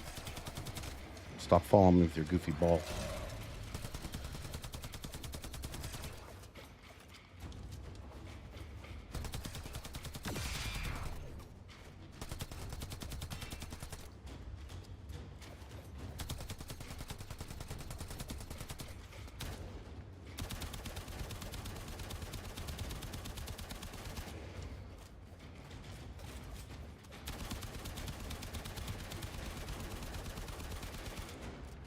He just does so little amounts of damage. Holy shit.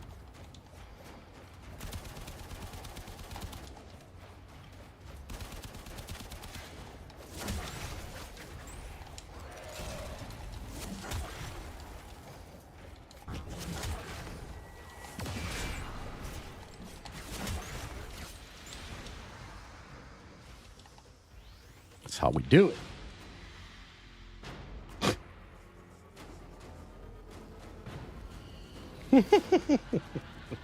I probably just, I don't know. I don't know if I should be here yet, or maybe I'm not using the right Warframe. I mean, again, my Bryna's only like not even ranked up at all. So I probably could have went in with a fully ranked Warframe at this point and done a lot better. But you know why? just get in and get it done, and now we got some other quests and whatnot that we can do. I'm gonna get over here. So now I can invite everybody back. Boop.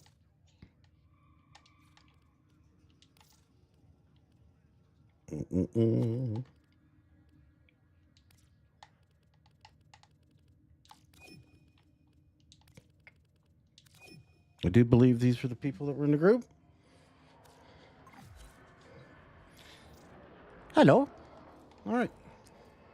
And let me throw my other weapons back on. Still not used to using the little quick change there as far as flipping my weapons around. Maybe one day. Put this all back on so we can get that come over here. Angry. I'm able. Oh, yeah, we're going to be good. We'll be fine. I'm not too worried about it. Again, I could have, if I really wanted to take it super duper seriously, right? I could have just put on the Volt frame that's already has a some forma in it. You know, they did. I could have taken it seriously. I chose not to. If you've watched one of my streams before, you know we're going to die. It's just one of the things we do sometimes. That's all.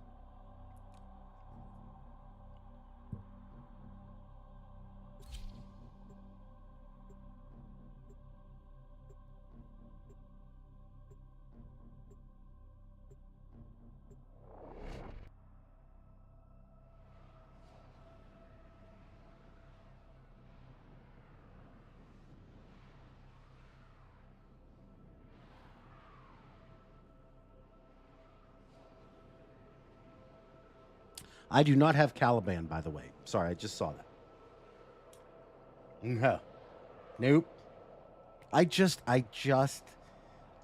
Just today put Rhino, just pulled him out of the oven. How about that? That is true. See, it was more fun to watch that, right? If I just went in and smoked him, you know. Now you guys get to go make fun, or, you know, you can take that and do whatever you want with it. Defense mission. You must deliver payloads and defend a number of locations while I break into the network. Be prepared for heavy resistance. I can't do this without you. Tenno, I am detecting a synthesis target. Use the synthesis scanner to trap the creature. All right. I may have to get my synthesis target.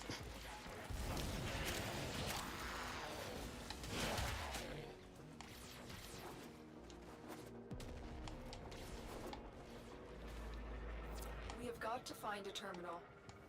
Proceed and prepare.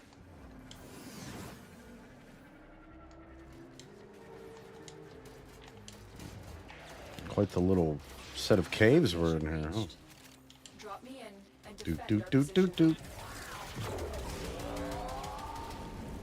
I'm in, Tenno. There's my This will contribution. take a moment.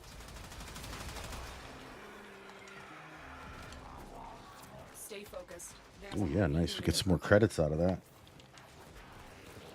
Additionally, could the Tenno's other at the end of Whispers in the Wall have been talking about Drifter instead of the Tenno? Yeah. Yes. And that's, again, it kind of goes back to, you see how DE has this crazy, like, double-edged whodunit going on. Many things have been Where taken from us. we have, But fortune there's favors the tons bold, of things and that there are ain't going on none with that. so Like, okay, bold as people with nothing firstly, to lose. Still working on given it. what we know now, Continue to defend. Corpus walkers and are if headed to you your location. seriously believe in the idea of the Orkin being part of the deal, based upon what we saw at the end of, or during the era little cinematic thing, is it not more, Area let's say, Move on. realistic to think that the indifference hold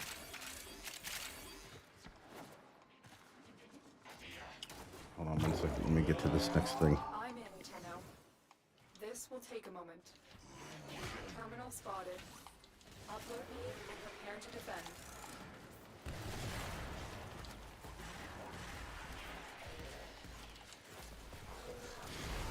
So you have, sorry, my bad.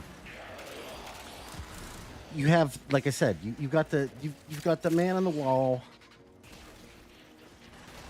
posing as the operator, and it very well could be that the Tenno themselves didn't even know about what was going on. Like, you know how, what's his name, Alad V's like, oh, you know, the last time you got close with the sentient race, or with the sentients, you destroyed an entire race, but you don't remember that, do you? It's like, well, yeah, it may be the reason why they don't remember it was because kind of like however they got out to the sentient ship to see the Lotus originally, like whenever she was doing the plans during that scene specifically, maybe they weren't there. Or maybe their bodies were there, but maybe they were being puppeted just in the same way that, like, Ruzalka is being puppeted. And if that's the case, you know, the Tenno are essentially being blamed for something. There is a terminal. Now, it doesn't necessarily mean that they don't hate the Orkin. I'm in, Tenno. This will take a moment.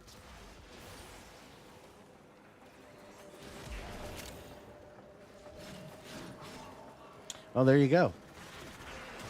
Yeah, there's when you kind of drift away from the concept of, heck, I've even questioned the idea that what if,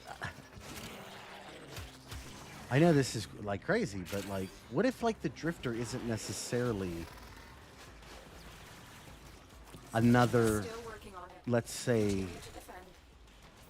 version of the operator, but rather just another person that had powers and they were connected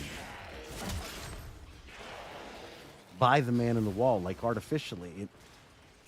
I don't think that's the case, but it would at least explain why the look of your drifter in the beginning of Duviri is always going to be, I mean, unless the drifter that you want looks exactly like the regular, drifter. The odds were against us, Tenno, but we did If it. you change, if your Mission operator doesn't look like that in any way, shape, or form, it kind of makes that aspect of the quest make a lot more sense. Because in reality, if you think about it, Dee didn't really have to take the drifter's mask off.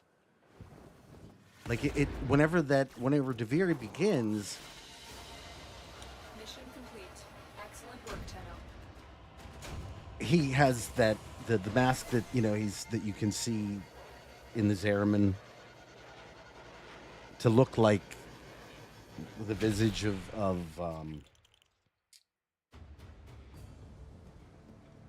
Thrax. So it begs the question why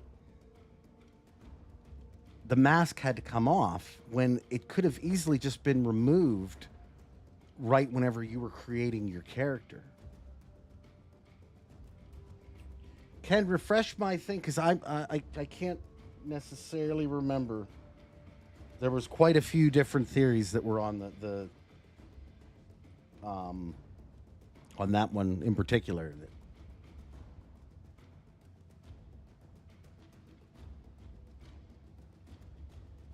Well, there's that too. That's a good point. The operator is typically depicted as female, where the drifter is typically depicted as male. I don't know. Does that mean something? Maybe, maybe not. But it is something of note. Like, I've just always really, really wondered why the helmet that the drifter was wearing had to If come lost off. On the plains outside Cetus, you may derive Because it really from does data kind of events break termite immersion. patterns, which the Ostrons call Ito Da. You may also never form a consonant again, but at least you will not be dead.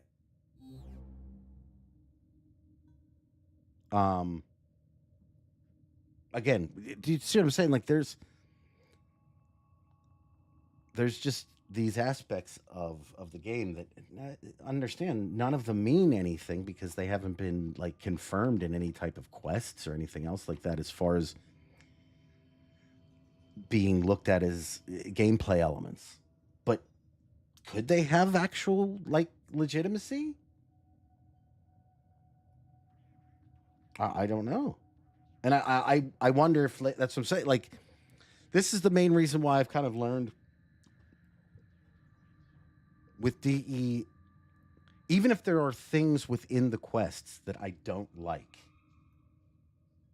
right? I don't immediately Tenno, there's a go, time-limited mission alert available. okay, Check this sucks. navigation. Like, what? Oh, this doesn't make sense. To me, like, the first thing, because DE's got such a great track record on this sort of thing in general, I don't necessarily like immediately like go, dude, this sucks, stupid, blah blah blah. Because I always look at, okay, if I am saying to myself,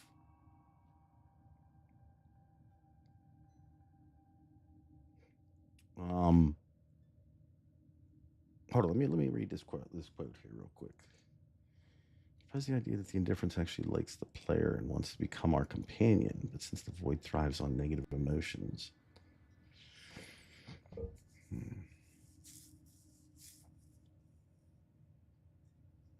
So let me explain to all of you here and now why I do not believe that the indifference is on our side. To me, it has never, up to this point, it has not offered anything friendly. It has not offered anything without acting sinister about it or trying to do things in a manipulative way. It doesn't ever, even though it's had multiple instances or opportunities to do this, it never attempts to have what I would consider to be just a talk.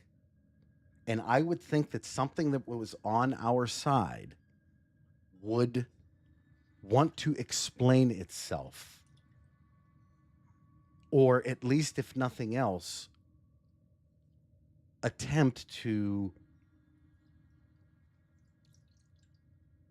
let us in on what it's doing, even so that we can make a decision on whether or not we want to help. Because obviously, like, the first thing that I think of is like, why did I have to make a deal in the first place? There's a question right off the bat.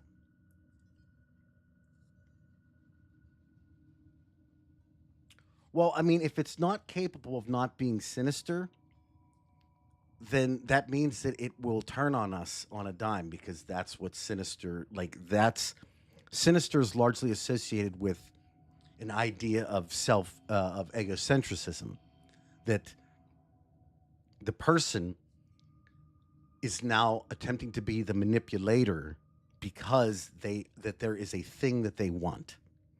And I guess what I'm saying is, given that the Tenno is so pliant in everything else that they do, I mean, all you got to do is send them a note, send them an email. Hey, man, life sucks here on this planet. Can you kill these dudes? And like, they'll be there. And like, the crazy part is like, it's different even than like something like the Destiny world, where you have to present the Guardians with a weapon to go somewhere. You don't got to do anything like that for Warframe. All you got to do is just say, hey, look, there's some shit on this planet. These people need help. And your Tenno's like, oh, well, okay, I'm on the way.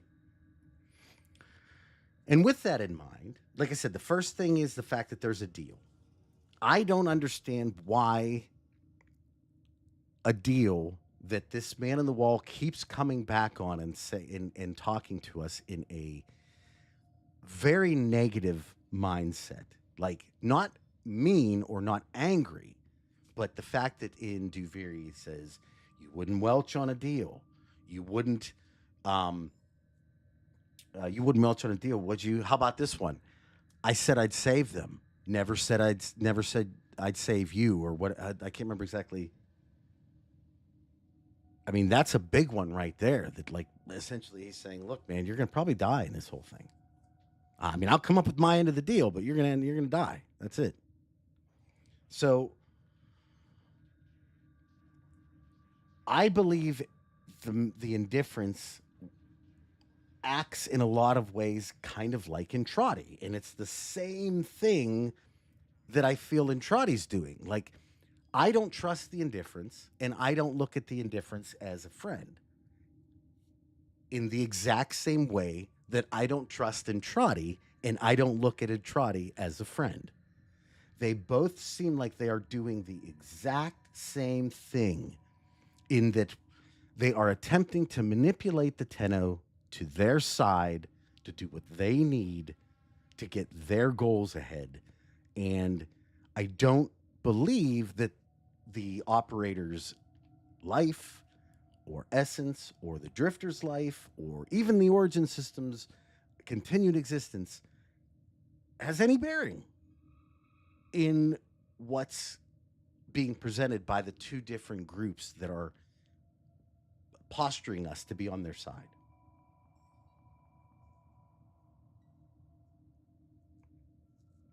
I don't think, I don't believe that it says anything in regards to it likes us. I mean, I don't, the only likes us would be like,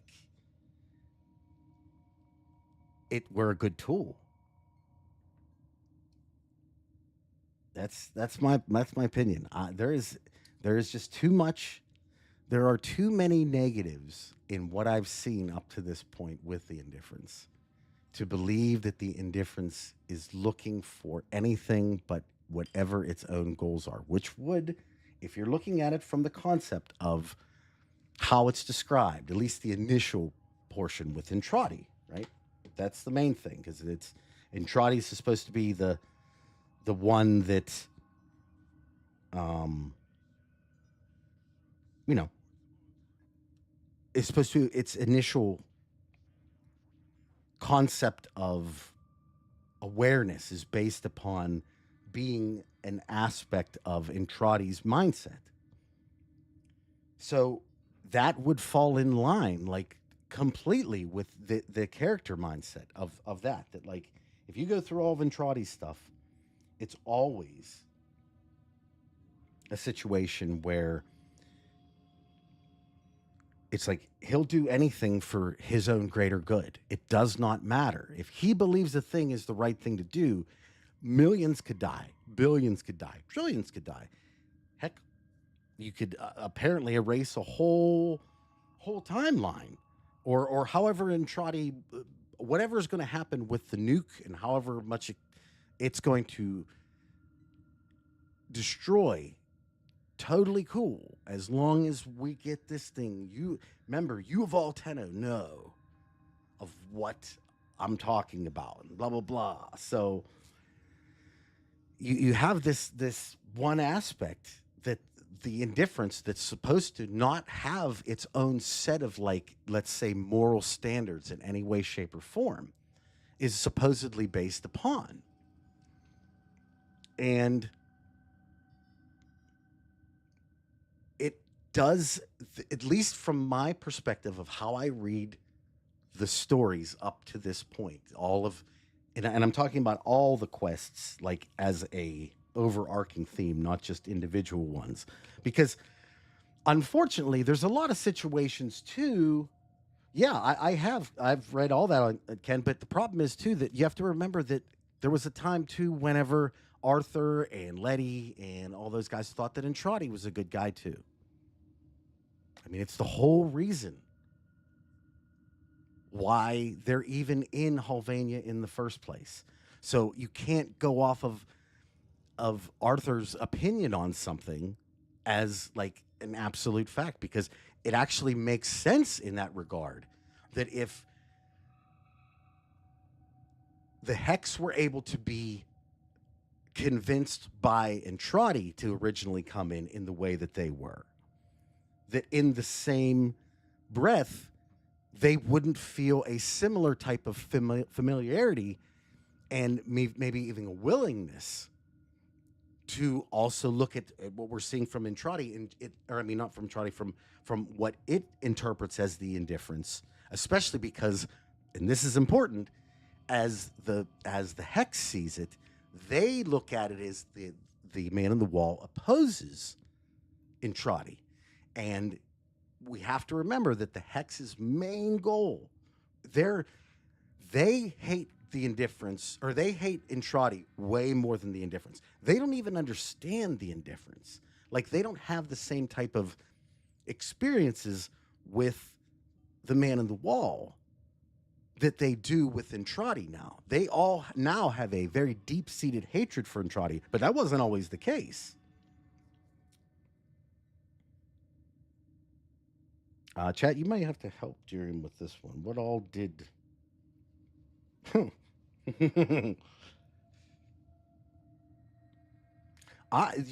Ken, that's exactly what I want. I can't wait for that point. Like, legit, it would be, to me, it would be so cool. And it would be, I mean, obviously, it would be really cool for me because it was a theory that I had before. But I'd love to see, because it's already set up this way, the operator or the drifter sit on that chair in the sanctum in front of, because I think that's what it's set up for. Like, it's right. We're going to speak to the indifference through that thing at some point. That whole area is just sitting there for no reason.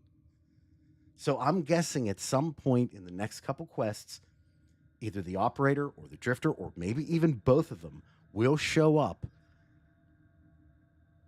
or maybe the lotus even, because remember the operator was sitting on that exact chair, like the doppelganger operator, and that's where he squeezed the lotus flower at the end.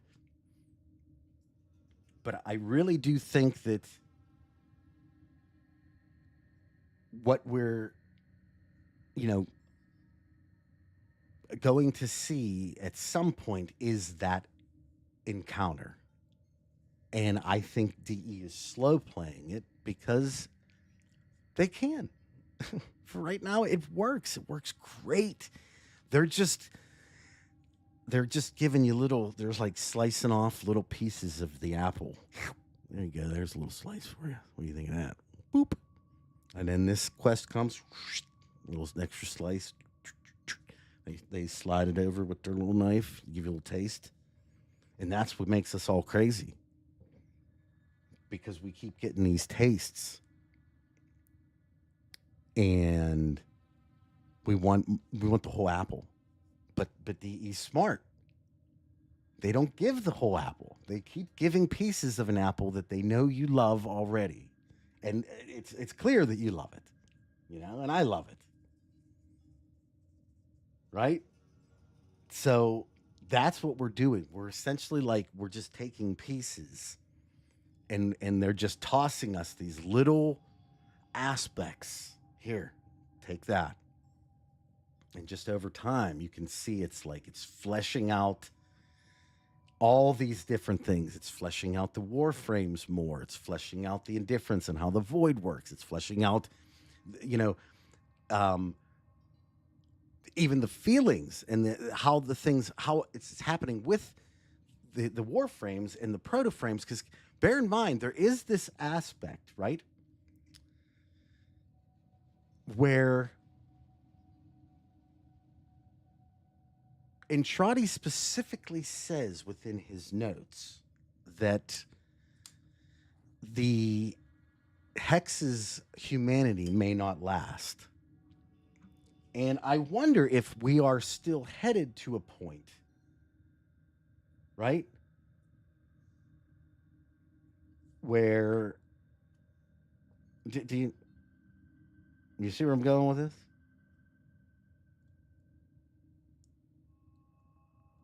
I don't know. Wait, what does it say here? What do you think about the new game mode? To me, it's a copy-paste mission. You mean Archimedia? Yeah, it is. You're right. I'm not a huge Archimedia fan to begin with, so I usually go do Netracells if I want most of those rewards to begin with. I know it's not quite as good, but it's a lot. It's just easier, and I don't have to use a prescribed loadout to get all the stuff. Oh, the Technocyte Corruption?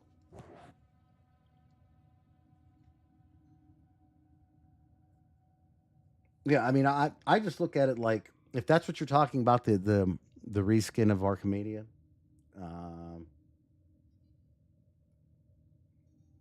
I don't think, Frank, Parvus is mad at Albrecht at all. I think Albrecht just has a lot of stuff that Parvus wants. Because, what we learned from Dante was, essentially that he can speak Void Tongue. So clearly there is a need or a desire for him to speak Void Tongue. You don't learn it otherwise. So then the next question that you have to ask is why? Why did you learn this language? And given that even Entrati does not understand Void Tongue, that is significant.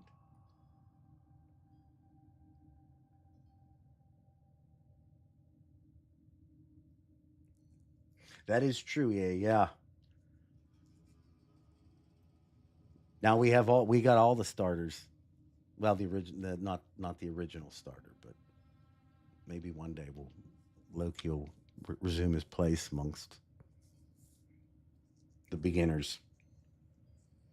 I think Parvus wants more than just the book, though. I think he wants that, but he's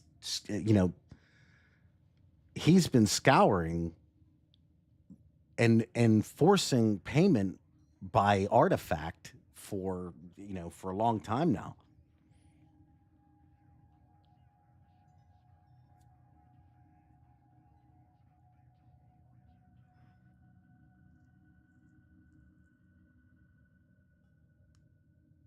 Let's see, did I miss something? I'm sorry. There's a lot of things here.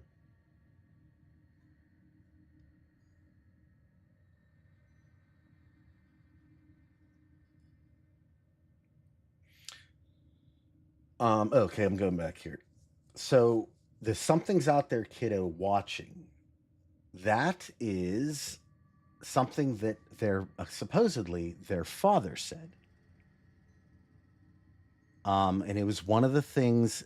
What you come to realize with the indifference, right, is that upon meeting its target, because it has this ability to kind of look into you, look into your soul, if you will. I don't know, whatever you want to, your brain. I don't know what it is, but it can extrapolate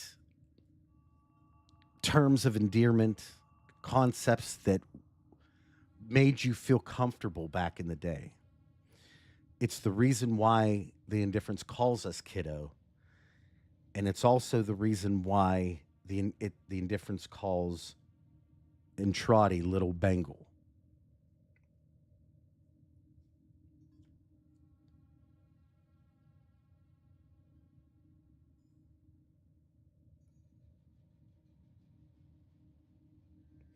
Sorry, getting the text here. So,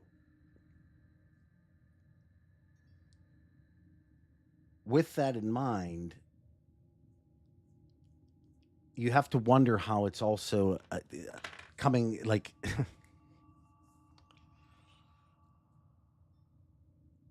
Wouldn't, by kind of definition, wouldn't like the indifference show up to the Lotus or like Nata as Hunhao?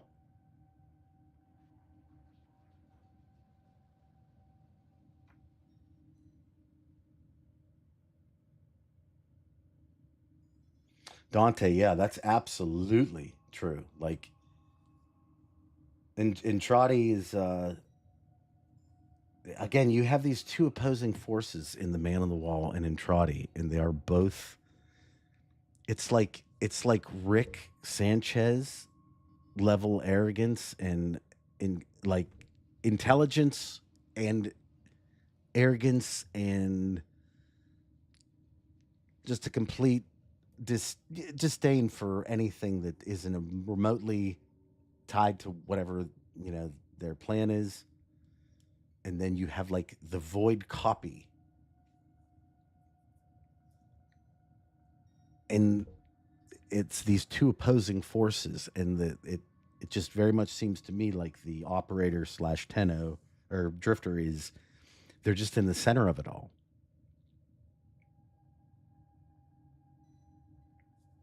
I think Wally can take any form he wants.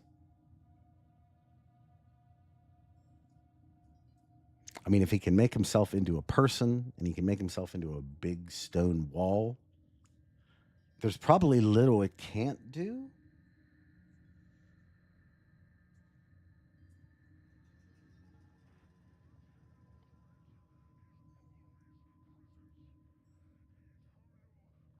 Oh, I mean, Ken, I absolutely believe it. And actually, I think if you really think about this, the black-eyed children are the only other time we see the black-eyed children is in the era cinematic,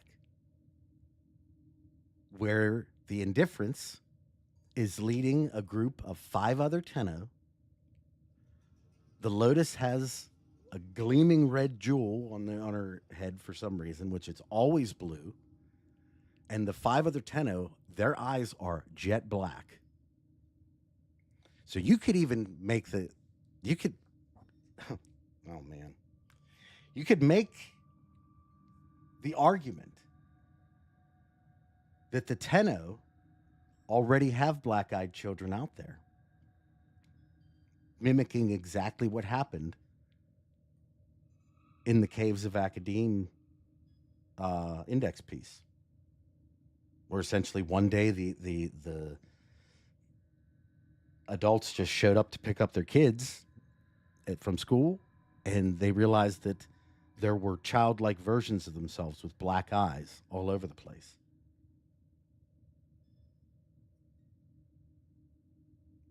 CMB, I like that. I like that. Again, it's one of the best parts about the story at the moment is you really can do whatever you want. Understand something. I believe that the indifference isn't our friend, but that doesn't mean it's right. I could be wrong. I've been wrong many times in the past. I'm just going off of the context clues that I've been given. That's it. Like, but could D move some other way or utilize some other bit of information or something to make everything make sense and make it relevant? Yes, without question. And I could be totally wrong. So please don't let me. Let me say this to you specifically because I was kind of like going against your theory. Don't let me ruin any of your concepts.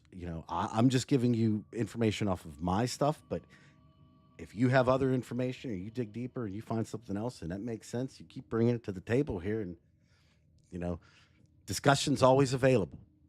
And I'm willing to change my opinions on a dime. You give me the right information, I will change. Because I'm not one of those type of people. I've realized too many times in my life that, like, when you hold on to a belief, chances are at some point you're going to be wrong and it's going to make you look stupid.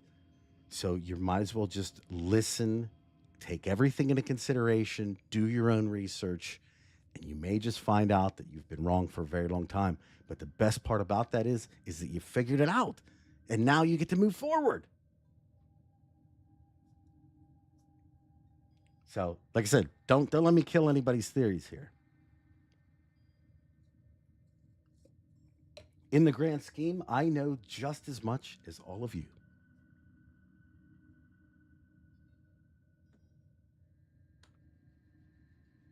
And again, there's maybe a better way to look at this, in that maybe that the Tenno or that the indifference isn't necessarily good or evil. Because when you really think about it, good and evil it's like I said before, it's a floating concept. It's largely based upon the circumstance of the moment. And it only usually takes into consideration whatever parties are initially involved.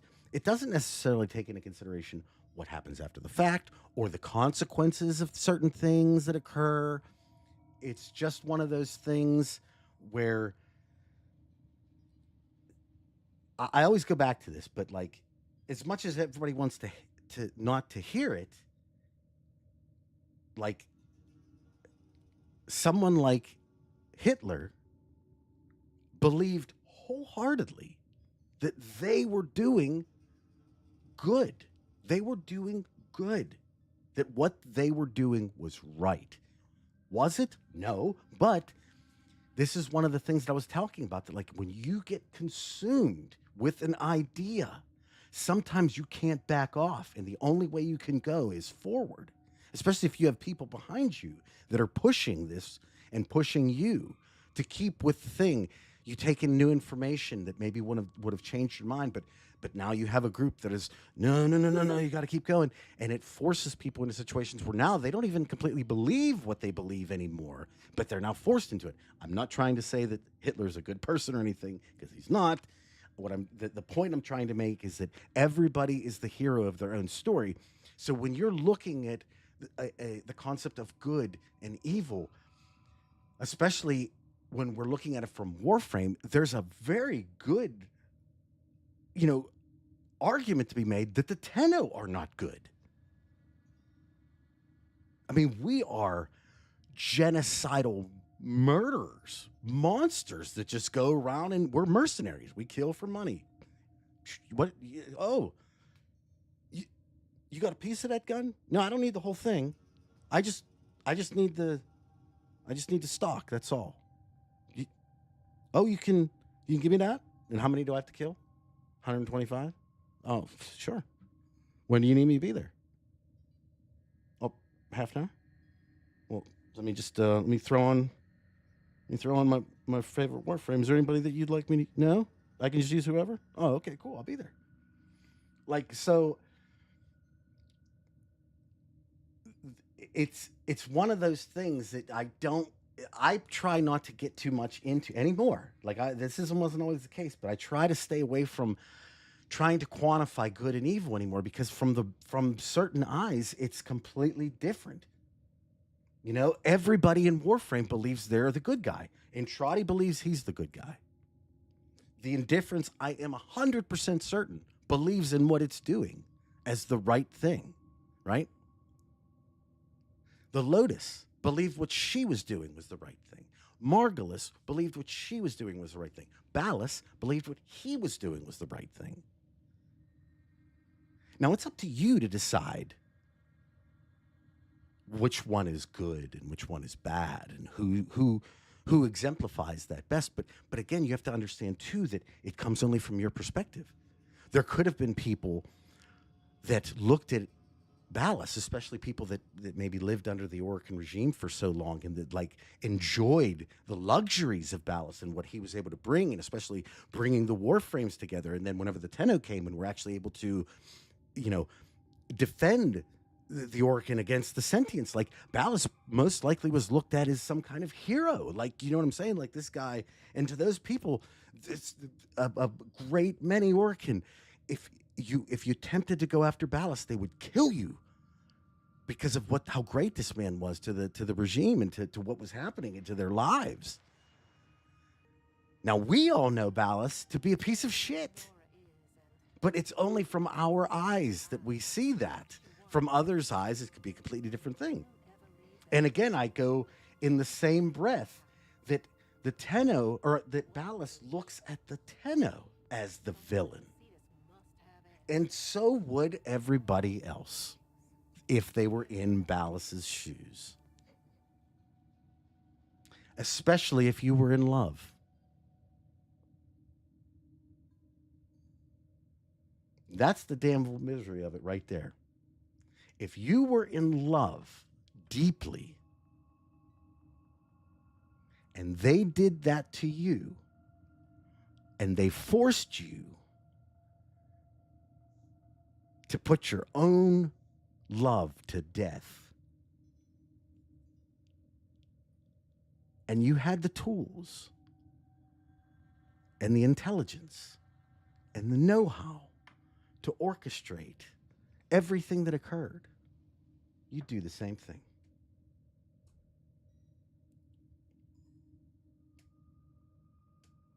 Yeah, that's right, Rajesh. Now we do know. Like I totally believe it. After this whole Tenno, latest a new event has ARG, begun.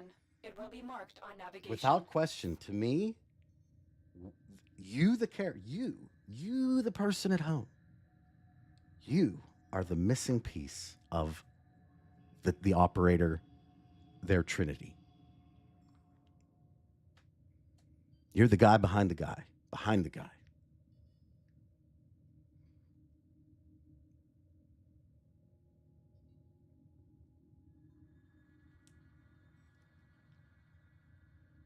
Yeah. That's exactly Raise, that's it. Like that's what I'm trying to portray in a lot of the videos that I put out nowadays, is that it kind of in the same breath of how Palpatine talks about like the dogmatic principles of the Jedi, you know, in ways he's absolutely right.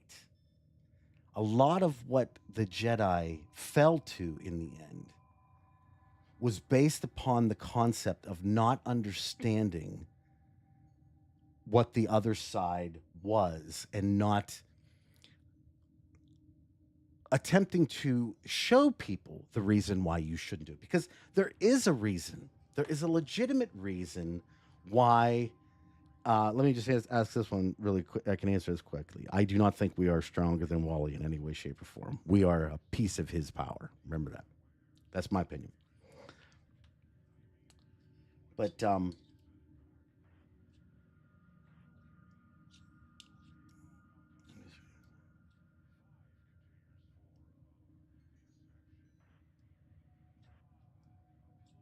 orchestrated.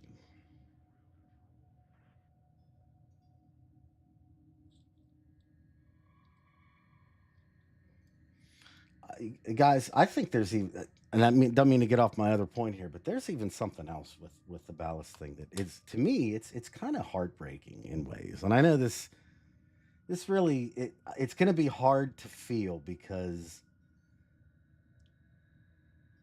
all we know about is like kind of how Ballast used Margulis, right? Or I mean, how Ballast used the Lotus,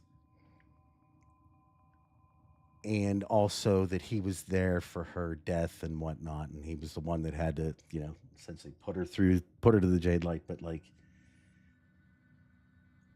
I just look at it like, I just think so many people would have a problem. Cadis, I'll explain that in 1 second. I think so many people would have a problem with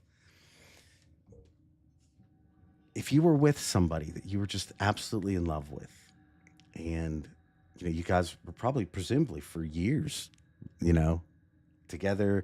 They were Margulis and Ballast were both scientists, so they probably worked in similar fields as far as being together frequently, and they could chat and stuff. And they, you do learn, like within the context of the new war, like Margulis is everything to Ballast, and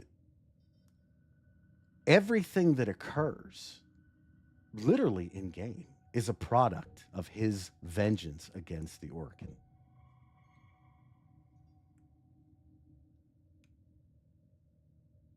I mean, it's the whole way around, and it's all because of that. And he spills it out, or he spells it out in plain as day dialogue in the sacrifice quest. He tells Umbra, you didn't have to watch as the only person you ever loved had to die. And he did all of this stuff. And you think about it, it's deeper than a lot of people believe. It's not as cut and dry as he created or he basically gave information to Hun Hao, and then Hun Hao did all the work.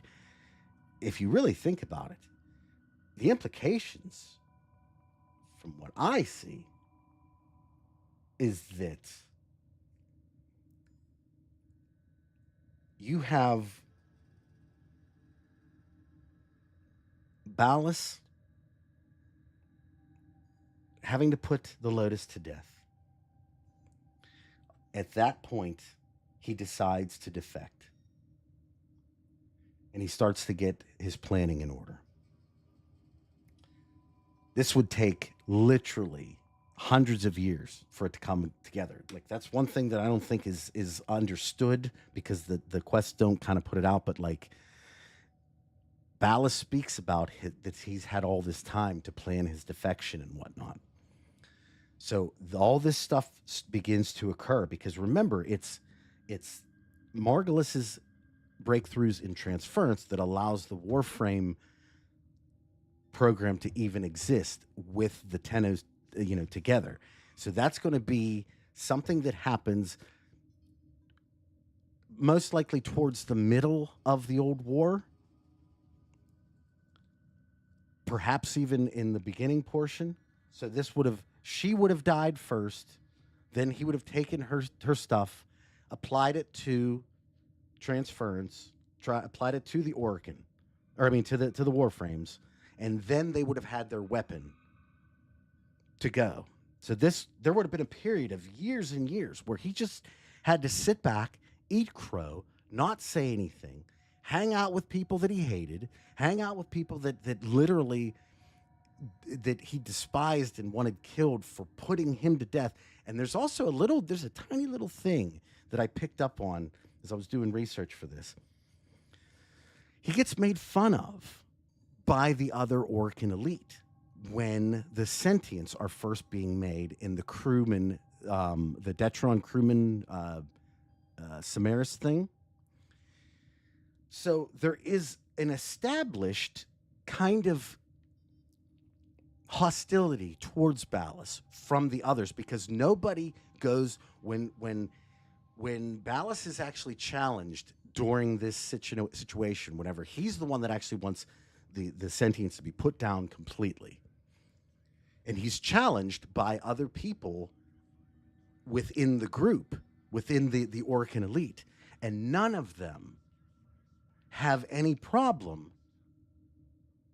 with him being challenged. Now, this is supposed to be one of the Orcan's elite, the Orcan or the executors.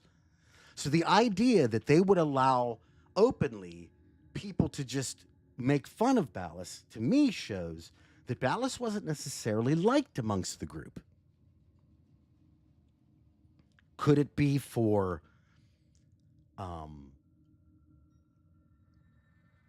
jealousy purposes of what he had with Margulis that the other ones maybe didn't have? And the only reason why I ask this is because there's other instances like that's you think that the Orcan are like this steadfast group on laws, right? Law, like this is the Orcan law and this is the way it must be done, because that's what they were posited whenever Ballas had to die, or that Margulis had to die. Yet within that same crewman, the Samaris thing, the Orcan go against their laws. And in fact, they say to Ballas, "Oh, hold up there, buddy. Wait a second. Oh, these laws, they can change, in certain circumstances. So, hey, just ease up. We might need these things later." So now what that establishes is there you go. See? So that establishes now that the Orcan, they don't even, these laws that are there, like these steadfast, it's the law is the law is the law. Not to them. If it suits them, they'll change it. So what that means is it didn't suit them to not kill Margulis. So again, you put that into context, right? Well, Hux, that actually could be. I don't necessarily know the reason why they don't like Ballas, but there's definitely a precedent set within the lore that he is an outsider amongst the others within the group. So again, now put that into concept. Here's Ballas. He's doing his thing. He has to live. He has to work for these people. He has to make these advancements. He has to do all this stuff for them, right? He literally wins a war for them. And it's interesting that he utilizes the thing that he so very much hated as the weapon to go against the Orcan, and that is the Tenno. And what I mean by that is, what you have to think about it, this is the product, the thing I was getting back to before, is that you have Ballas and Margulis, they're in love, they're doing their thing, and then these ghostly children just come out of nowhere, blind her. So if you're Ballas, you're already jacked at the kids.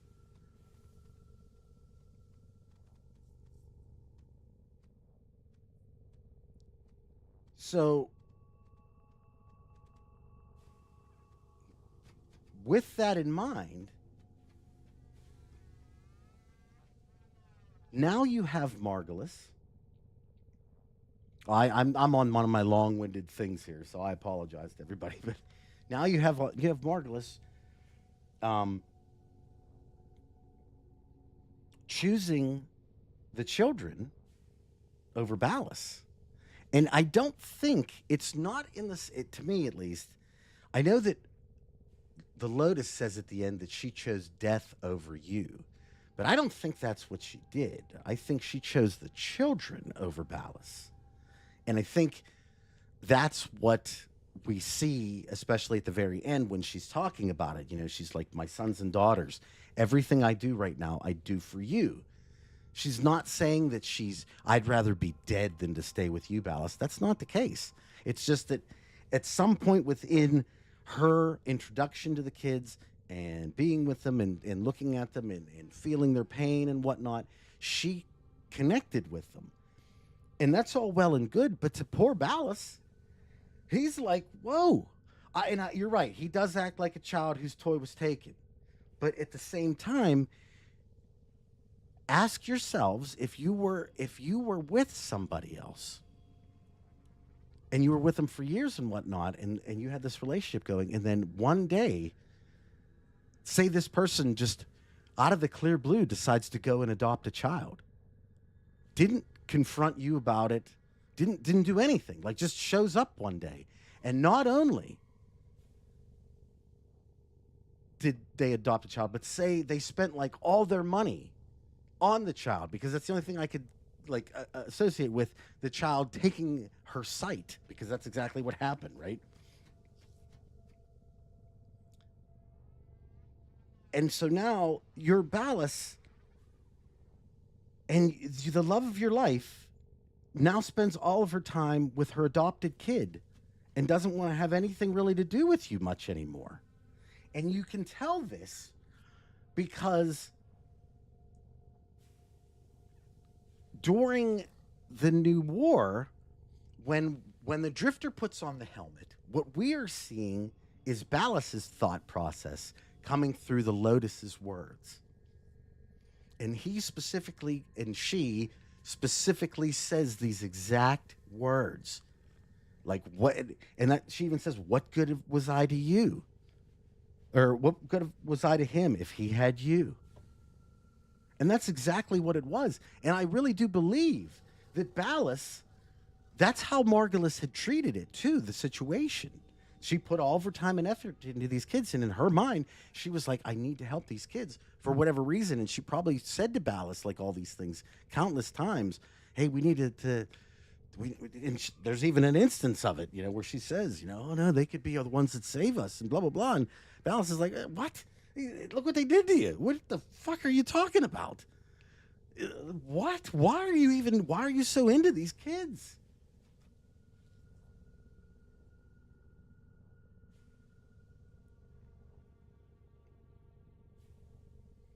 Sabel, that was the idea of the new war for me, my personal opinion.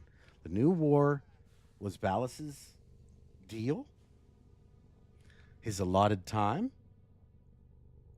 That would have been the time that we had without the Tenno, because it's crazy that there's all this time that passes by, and then boop, just out of nowhere, it's now time to introduce the Drifter. Beep. No one explains how the Drifter really chooses this particular time to get in, or you know how there's just like Devere can just do it, you know, it's no big deal. Raise, that's it. Yeah.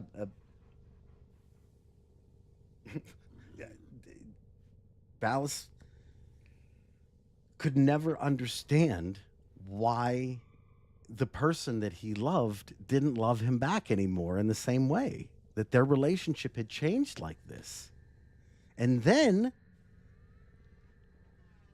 it gets to a point where the Aura can literally tell her and tell him, hey, look, if you don't renounce these children, if you don't let us do what we're going to do with transference, you're going to die. And Ballas is probably like, just tell them you're done. Like, what do you think is going to happen? It's the Orcan, Margulis. Like, what do you think? Do you think somehow that you by yourself are going to keep all of them from taking the Tenno kids? They'll kill you and they'll take the kids. Why are you acting like this? And again, I'm not trying to glorify Ballas. I'm just showing you his perspective on the matter and why he went so crazy at the end. Because he has no clue what is going on and why it's happening. And, you know, she literally chooses these children who she just met, really, over living. And I get it from her perspective. She's taking a stand. It's a principle because she definitely does not want the kids to be involved in the war. I get it from her perspective, but it's kind of like, I think it would be in the same breath of like a parent talking to a child about going to, like the child wanting to enlist in a military or in a relationship. If like say a young couple was together and one of them wanted to go into the military, it would be the very same way. It's like, why do you want this? You're going to be away from me, and all this other stuff.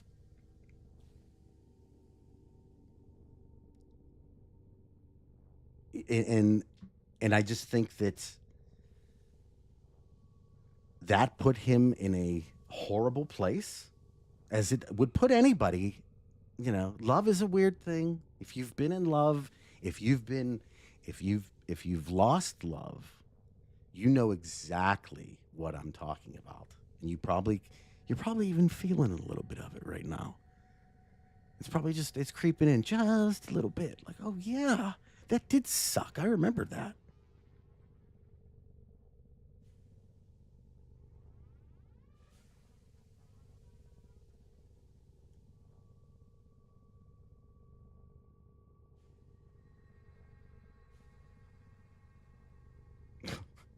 Yes.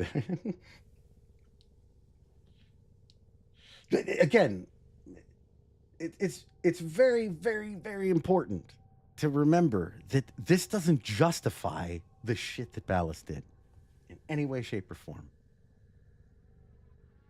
He deserves all the punishment that he gets or got. He deserves the hatred he got for the actions that he did. But I see so many people talk about Ballas being this like uncaring, narcissistic, all he cares about is himself and power and blah, blah, blah. And I don't think that's the case at all. Like I do in the grand scheme, and I really do believe that the very end of the new war seals it, in that at that moment, Ballas had all the power. He had all of the Archon shards. He had just put the Lotus down, in whatever last-ditch effort she had to kind of, stop him. He essentially put the Tenno. Tenno couldn't do anything. The Paracesis was in his hand. And the veil goes onto his head. And the only thing that you can see that he really desires is right in front of him, Margulis. And you see this because he literally puts it all down. He drops all of his defenses, everything. He doesn't even care anymore. All he cares about is being with her. And that's at the moment of his power. Like, that's at the height of his power. The portal's open. Tao is right there.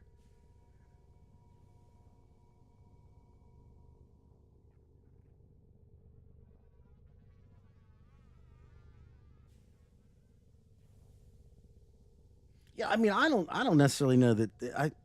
Let's put it this way. I know that Ballas and Margulis, they seem to have a thing, though. And they seem to love each other a lot. That's definitely something that was in there. That's portrayed. It just, when the Tenno came in, things got complex. That's it.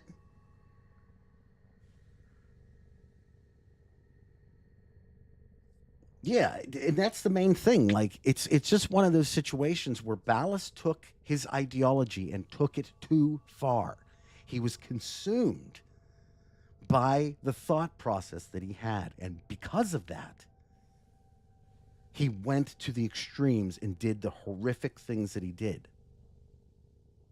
But that's a lot of times what happens when you hit rock bottom, because you feel like you have nothing. So you take up an ideology in almost like as a way to fill the vacuum that has now become yourself, because you've like lost a particular, like sometimes in life, like one of your belief structures, your pillars that you build yourself upon as you get older. That you have these core ideals that make up, kind of like who you are as a person, and that's your forward presenting thing. Like when you go out and see people, that's who you are. That's what portions of yourself that you choose to put out there, right?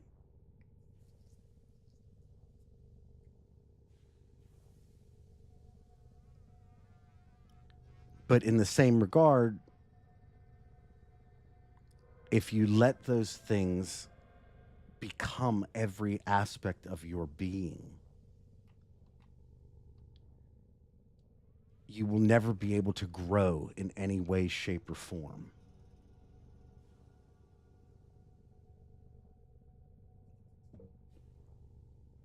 That's really what it comes down to. And that's what a lot of the villains, especially in Warframe, are guilty of, is a lot of this type of, they see power, and it's very enticing power. And once they have it,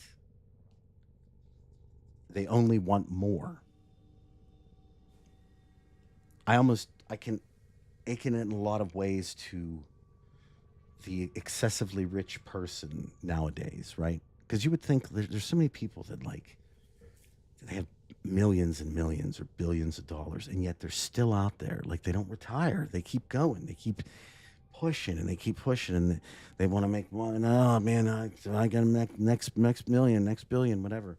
And you ask yourself, it's like, well, why? Like, what's the point? You have so much, and you can't do anything with this. And what it is that it's not the money that they want. It's that feeling of making it. It's that hit that they get. And it consumes every aspect of their being, to the point where you see these people that are, 60, 70, 80 years old, that are still out there trying to work in their investments and everything else, whenever they could easily just retire. They have more money than they ever, and not to mention the fact that if they would retire, it would open up the spot for somebody else. And we would have this natural progression. But nowadays it's not about that. It's about the need. It's about that desire. You got to keep going for more and more and more and more, and it does not matter what you get, because what you have is meaningless. It's what you don't that they care about. And it's the same thing here with Ballas. It's not what he had, it's what he didn't that drove him to the lengths that he did. Same thing with Entrati. Same thing with really all of them.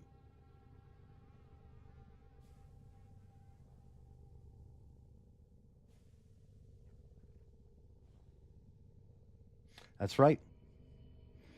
And that's what sometimes a lot of those people, they haven't hit rock bottom ever to understand that sometimes you have to look back, and instead of always looking forward to what you want, to appreciate kind of some of the things that you have, and then just enjoy your time, because you never know whenever, it's like, I feel like in our entire world, if people overall appreciated what they already had more than what they desired to have, a lot of the consumeristic nature, because I don't have any problem against people buying and whatnot. I don't have any, I look at it as like you make your own way in this world. Some people have more advantages, some people have less advantages, but it's a lot of it's taking what you're good at and utilizing and pushing it forward that'll get you to where you want to go. But at the same time, like once you get there, you still have to have the wherewithal to like look back and say, okay, we're happy. Let's just be happy. Nah, that's just me. I don't know.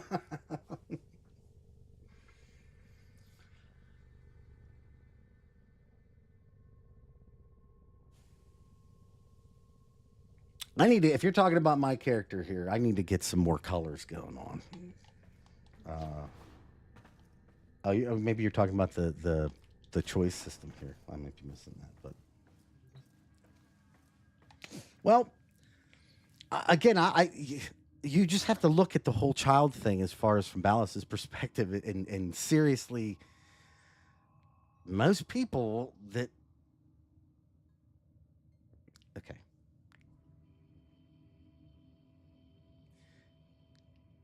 You could very much make a movie, a very good horror movie, out of the return of the Zimmerman 10-0.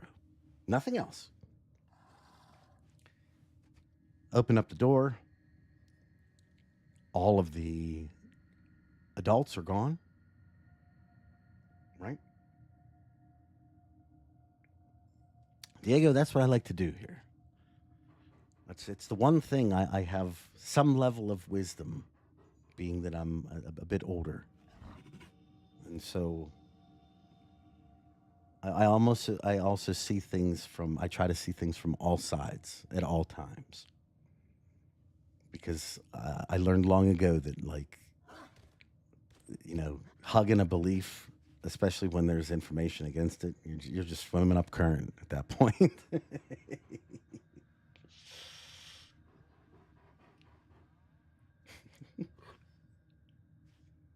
But, like I said, the main thing to kind of understand in I just think moving forward with the story that I'm kind of learning along as I go, because if you look at some of my older content in particular, like I feel like a lot of the theory videos I had, I would kind of push more towards, yes, this is it. This is what it is. This is what it is. And now I'm not quite believe that anymore, right? Because there's always another side. There's always another little thing that might come up. And like, if you close yourself off to new information, like I was said earlier, you can't grow. You can't, your worldview can't grow. And why would you not want that? Well, that's another question. There's also 2 Zermans. So, but again, as I was saying before with the whole horror movie thing, there's no, all the adults that were supposed to be on there are either just completely vaporized or there's stuff splattered on the wall.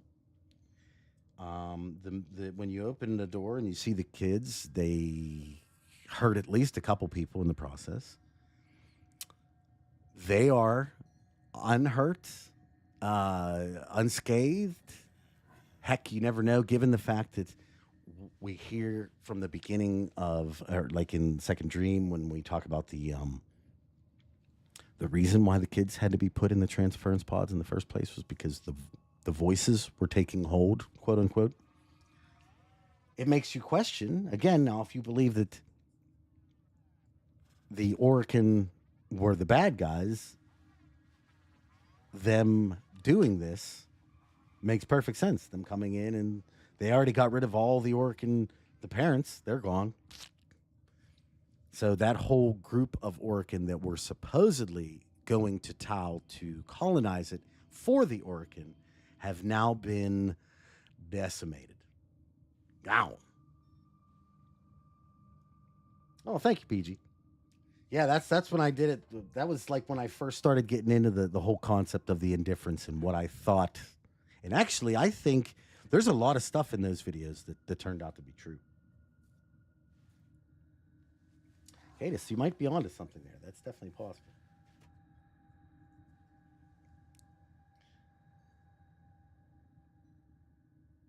And you're right, dear. You're absolutely right. That's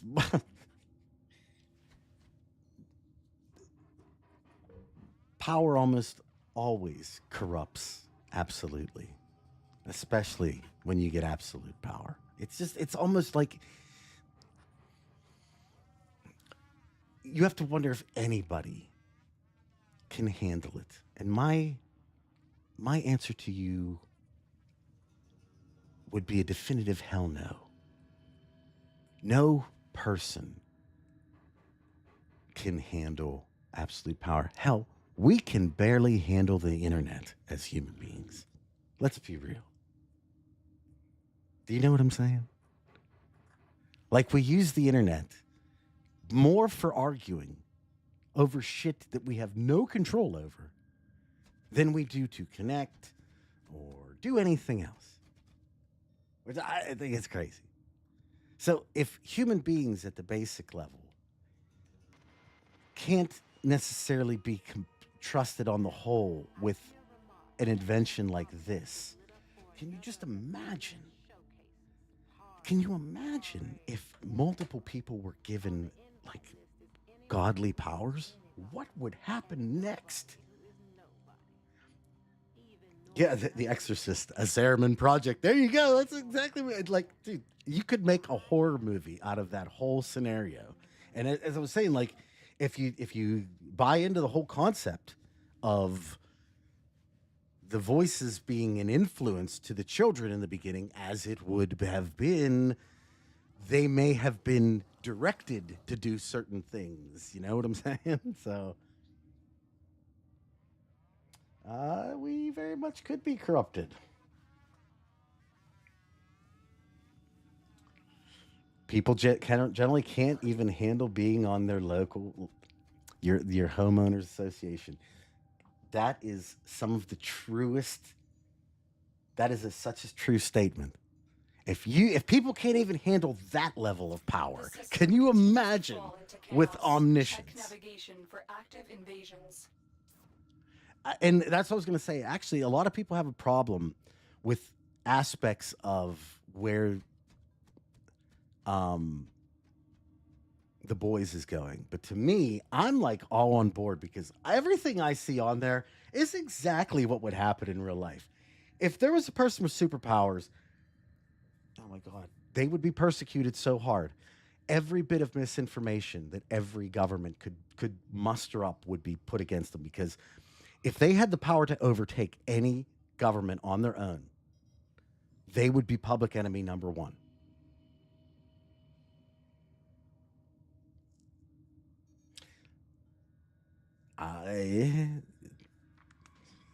Again, there's all kinds of different things. Not to mention, I'll never get over, and I don't know why, but for whatever reason, I've played Angel the Zariman on 2 different characters. Okay, I played it on my buddy's character too. Did anybody else get, when you first see the Lotus speaking in the very beginning, this really messed up version of her where she's got 2 heads, one smiling at you and the other one's kind of dangling below? Dude, it's the first time I saw it, I actually oh God. Okay. I quit the quest out like 5 times because I was trying to get the good footage, you know, and I got that same footage 5 times in a row. Like I quit. I just would close the app altogether, fire it up like right in the middle of the quest, so it didn't like actually save that I had gotten to that part.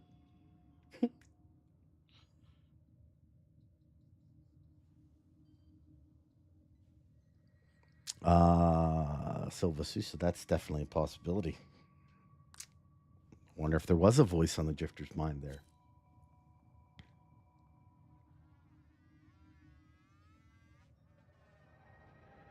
It is creepy. And it makes me think that, like, I just don't know why that's like that. I don't get why that face is even there. Yeah, if you actually go on to, okay, I can tell you right now, you can go to my last video, I think. It's either the last one. Yeah, it's got to be the last one. I don't know exactly where it's at in the video, be towards the middle, towards like the middle end, but I show the very beginning of the Angels of Zariman, and it is just one of the creepiest looking things because, like I said, what I've never understood is why that head is even there. Like, it's one thing for bugs to happen, but I don't know why there is like a distinct one of her heads is smiling at you.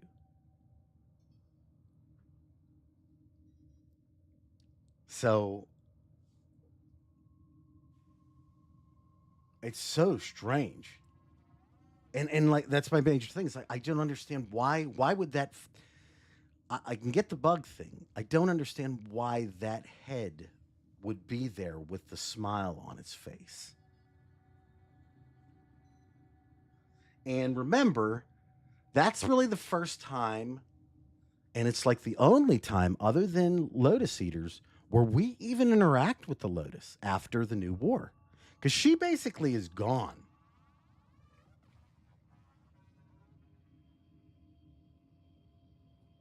Like, she's not in any of the quests up until that point. Angels of Zariman, that's the only one. Up until Lotus Eaters, she's like gone from all the quests. 2 souls, 1 body. Nice. There it is. Okay, if you want to go see it, it's 49 minutes of that video. And it is creepy.